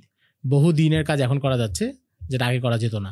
কারণ কি? কারণ ওই মানুষগুলো পালিয়ে গিয়েছে যারা দিনের কাজে বাধা দিত, যারা মানুষদেরকে সাধারণ কারণে নির্যাতন করতো। এই যে একটা শূন্যতা এবং সুযোগ তৈরি হয়েছে, এটা কিন্তু আবার বেশি দিন থাকবে না, এই সুযোগটা দ্রুত শেষ হয়ে যাবে। কথা হলো এর আগে আমরা এটাকে কতটুকু কাজে লাগাতে পারছি, দিনের কাজে, দিন প্রচারের কাজে, নিজের ব্যক্তিগত জীবনে দিন চর্চার কাজে। বাংলাদেশে তো বহু ক্যাম্পাস এমনও ছিল যে আপনি ব্যক্তিগত দিন চর্চা করলেই সেখানে আপনাকে জঙ্গি বলা হতো, আপনি শুধু দাড়ি রাখার অপরাধে সেখানে আপনি লিস্টেড হতেন। তো এই নিয়ামতটা যে আল্লাহ আমাদেরকে দিয়েছেন এটা উপলব্ধি করা এবং সেটাকে সকল দিকে কাজে লাগানো, নিজের ব্যক্তিগত দিন চর্চা সেটা উন্নতি করা, আবার সমাজে দিন প্রতিষ্ঠা করা, মানুষের কাছে দিন পৌঁছে দেওয়া, দাওয়াত পৌঁছে দেওয়া, এই ধারা 2 ধারাতে এই সুযোগটা কাজে লাগানো উচিত। এবং এটা ইতিহাসে একটা বড় শিক্ষা। সুযোগ যদি কাজে না লাগানো না যায় এবং সুযোগ যখন হাতছাড়া হয়, পরের সুযোগ আর সহজে আসে না। এবং একটা বিখ্যাত মূলনীতি আছে ইতিহাসে, সেটা হচ্ছে 1 প্রজন্ম 2 বার বিপ্লব করে না। অর্থাৎ কেউ একটা বিপ্লব করলো, সফলতা অর্জন করলো, এরপরে ধরে রাখতে পারলো না, এরপর তার পক্ষে আবার বিপ্লব করা সম্ভব না। একটা বিপ্লব হাতছাড়া হলে, যেমন হোসনি মোবারকের বিরুদ্ধে ইসলামপন্থীরা বিপ্লব করেছে কিন্তু সেটা ব্যর্থ হয়েছে মোহাম্মদ মুরসির পতনের পর। আজকে সিসি কতদিন ধরে ক্ষমতায়, তারা কিন্তু আরেকটা বিপ্লব করতে পারছে না এবং এটা স্বাভাবিক। তো এই জায়গা থেকে আমরা আল্লাহ রাব্বুল আলামিনের কাছে দোয়া করি এবং আমরা এই চেষ্টাগুলো করি সচেতনতার সাথে, সচেতনভাবে। একটা হচ্ছে আমি গড়পড়তা আমার যেটা কাজ করে যাচ্ছি, একটা হচ্ছে সচেতনতার সাথে যে আমার সামনে সুযোগ তৈরি হয়েছে, অনেকগুলো কাজের সম্ভাবনা দেখা যাচ্ছে, এর হয়তো বেশি দিন থাকবে না, কারণ ক্ষমতার পট পরিবর্তন হলে আবার অনেক কিছুতে বাধা চলে আসবে। এই শূন্যতাটাকে অনুভব করে এটাকে দ্বীনের কাজে লাগানো। আল্লাহ রাব্বুল আলামিন আমাদের সবাইকে তৌফিক দান করুক। আমিন।